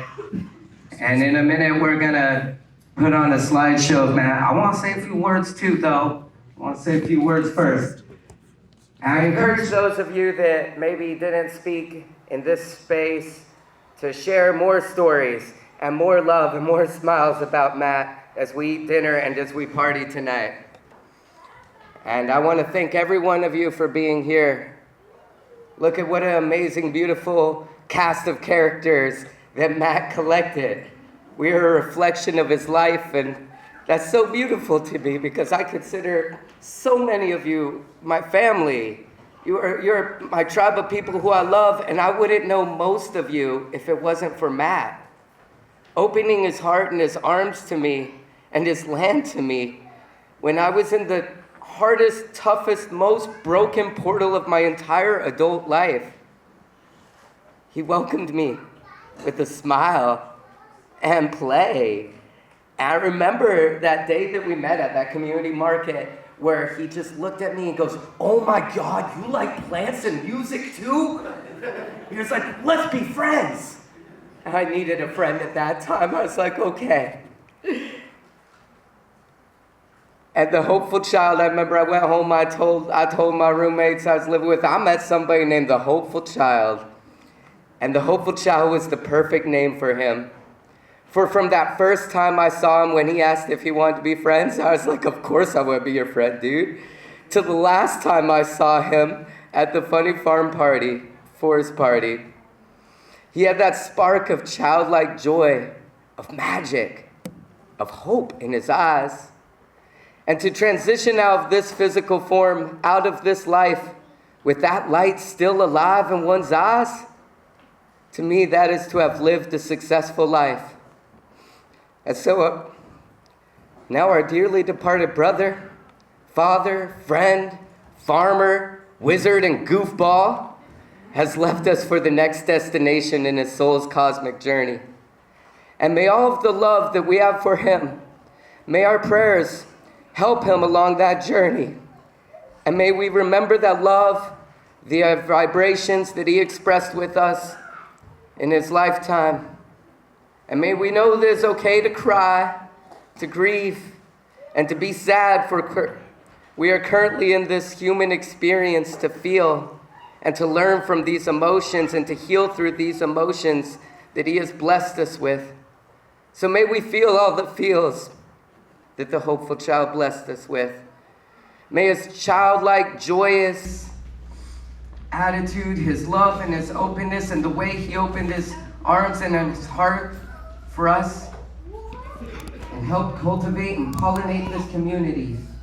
May the way that he lovingly took care of his kids and his partner and his plants, the way that he blessed us with soul food and sonic alchemy, may we reflect on those stories we've heard today and this slideshow we're getting ready to play, and may we gather all this inspiration and all these vibrations, and may these vibrations emanate through us for the rest of our days So tonight, let us also celebrate in the name of the hopeful child, with the knowing that one day we will all be in the same place, and it will be our turn to leave this plane and to reconnect with the hopeful child.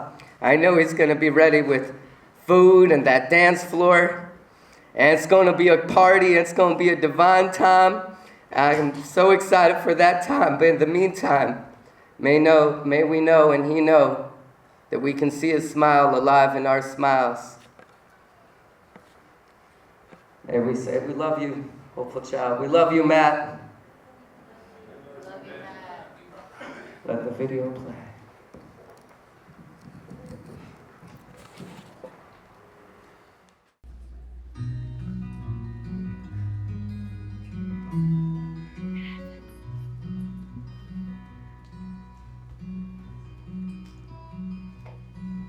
Kind friends all gathered round, something I would say, that what brings us together here has blessed us all today.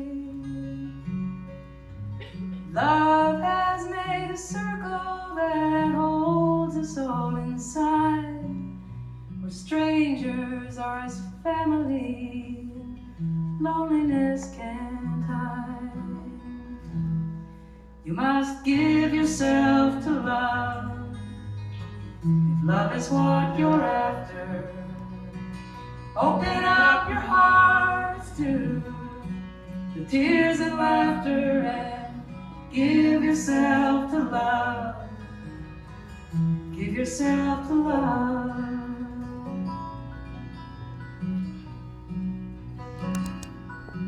I've walked these mountains in the rain, learn to love the wind. I've been up before the sunrise to watch the day begin. I always knew I'd find you, though I never did know how. Like sunshine on a cloudy day, stand before me now. So give yourself to love, if love is what you're after. Open up your hearts to the tears and laughter, and give yourself to love. Give yourself to love.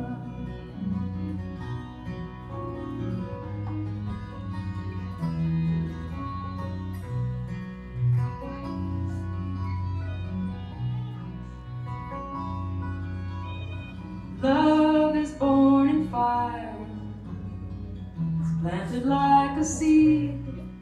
Love can't give you everything, but it gives you what you need.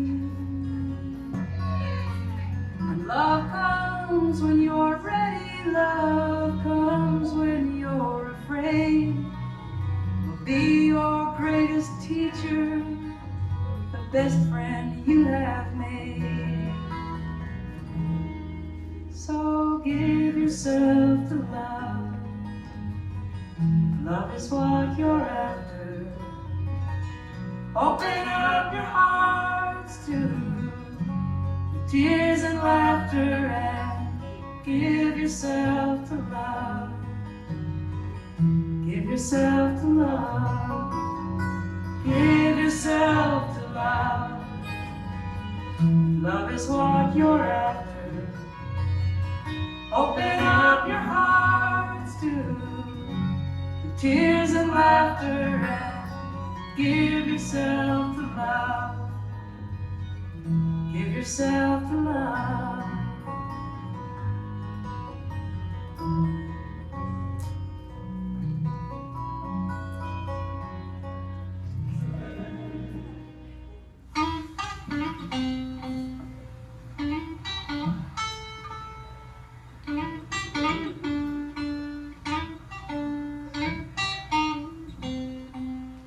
You say you got a heavy heart. Say you got a heavy heart. Say you got a heavy heart. It's hard for you to start carrying your heavy old heart. You say you got a heavy load. You say you got a heavy load. You say you got a heavy load. Walking down the road, carrying your heavy old heart. And you sure don't know where you're going. Sure don't know where you're going. Sure don't know where you're going.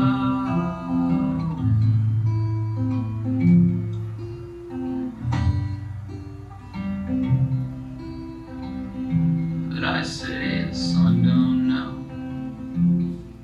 when it's glowing.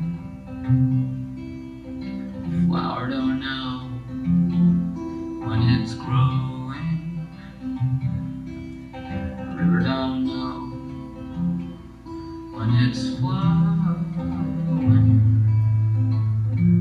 You're doing better than you know. You're doing better than you know.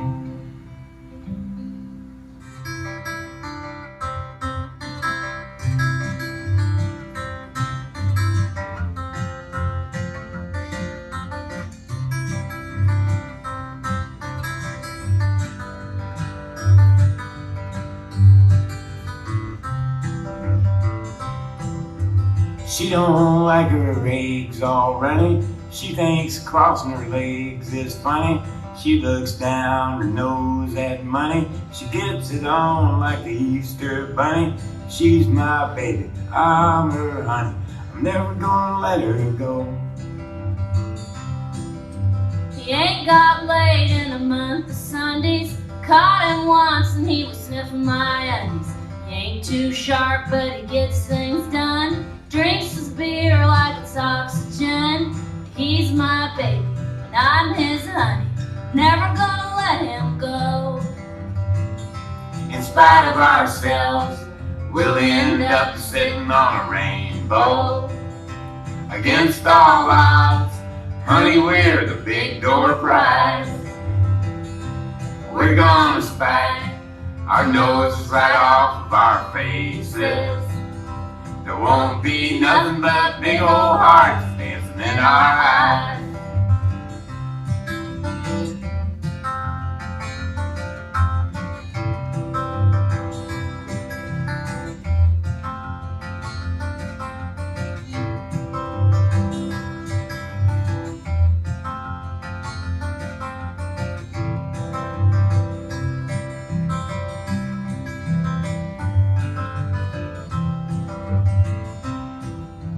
She thinks all my jokes are corny.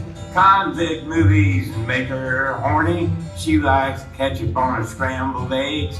Swears like a sailor when she shaves her legs. She takes a licking and keeps on ticking. I'm never gonna let her go. He's got more balls than a big brass monkey. He's whacked out weirdo and a love bug junkie. Sly as a fox, crazy as a loon. Payday comes and he's a howling at the moon. He's my baby, I don't mean maybe. Never gonna let him go. In spite of ourselves, we'll end up sitting on a rainbow. Against all odds, honey, we're the big door prize. We're gonna spank our noses right off of our faces. There won't be nothing but big old hearts dancing in our eyes. In spite of ourselves, we'll end up sitting on a rainbow.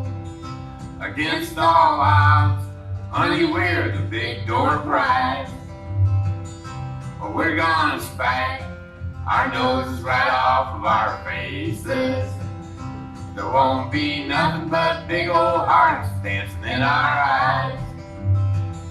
There won't be nothing but big old hearts dancing in our eyes.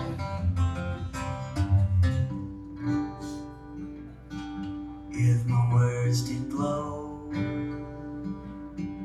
with the gold of sunshine, and my tunes were played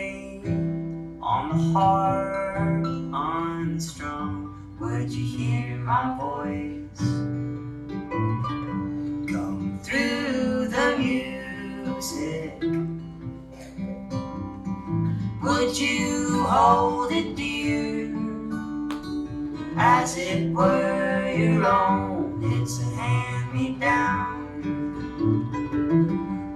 The thoughts are broken, perhaps they're better left unsung. I don't know,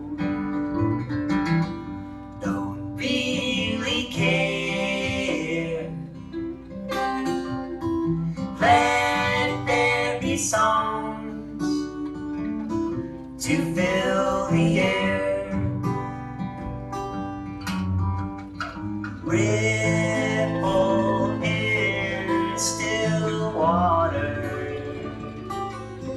where there is no pebble tossed, nor wind to blow. Reach out your hand. If your cup be empty, if your cup is full, may it be again. Let it be known there is a fountain that was not made by the hands of men. There is a road, no simple highway between the dawn and the dark of night. And if you go,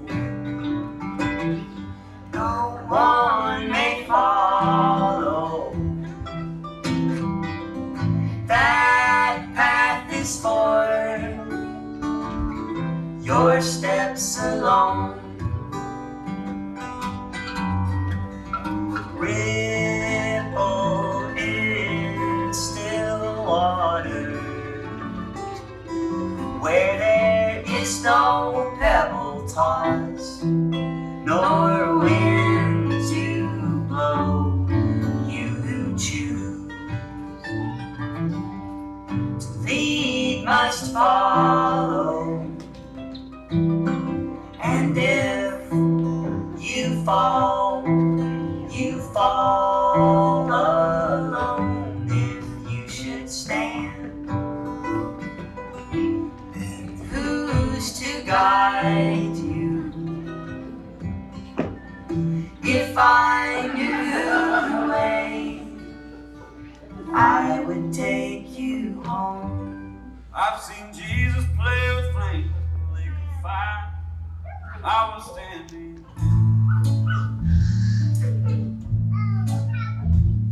Met the devil in Seattle. Spent 9 months inside the night.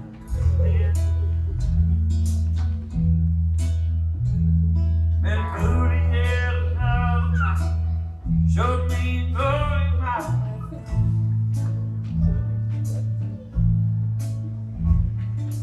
But I swear to God, was there every time I moved to the eyes of my best friend.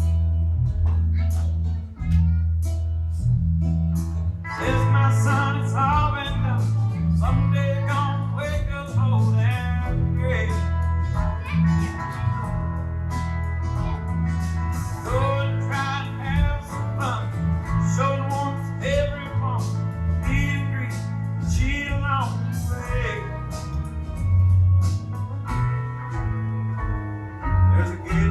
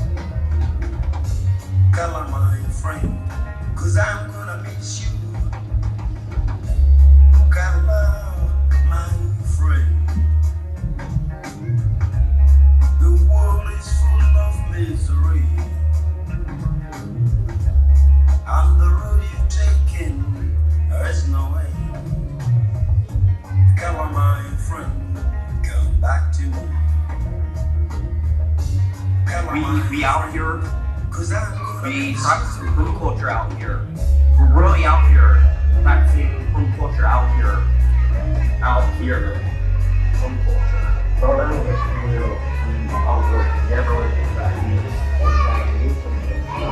Sometimes you make your grandfather. I'm a content creator. I'm an influencer. I wear sunglasses at night. I don't even care. I can't even see in the dark like regular people. I'm not a bat. I'm not a rat. I'm not a mouse. I'm just me, Matt, and Kiki. Yeah, catch a Saturday Night Live down at the square. We're gonna be there on our golf carts with everything else as well. 2 watermelons, 7 dogs, 5 corn dogs. See you there. Love you. Peace.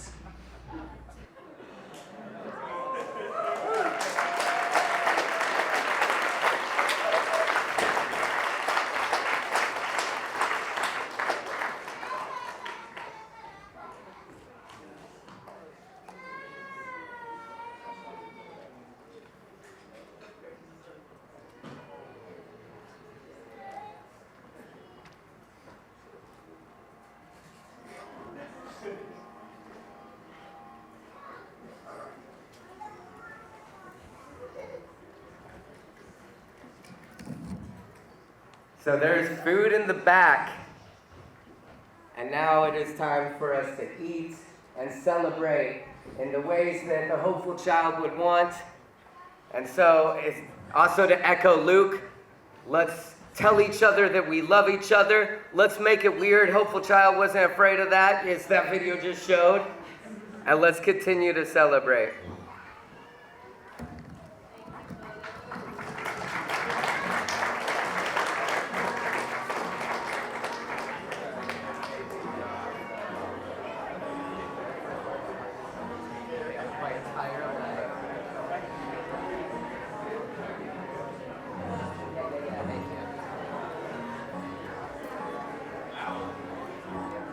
And just in case you didn't know, after we eat, we also are going to have music.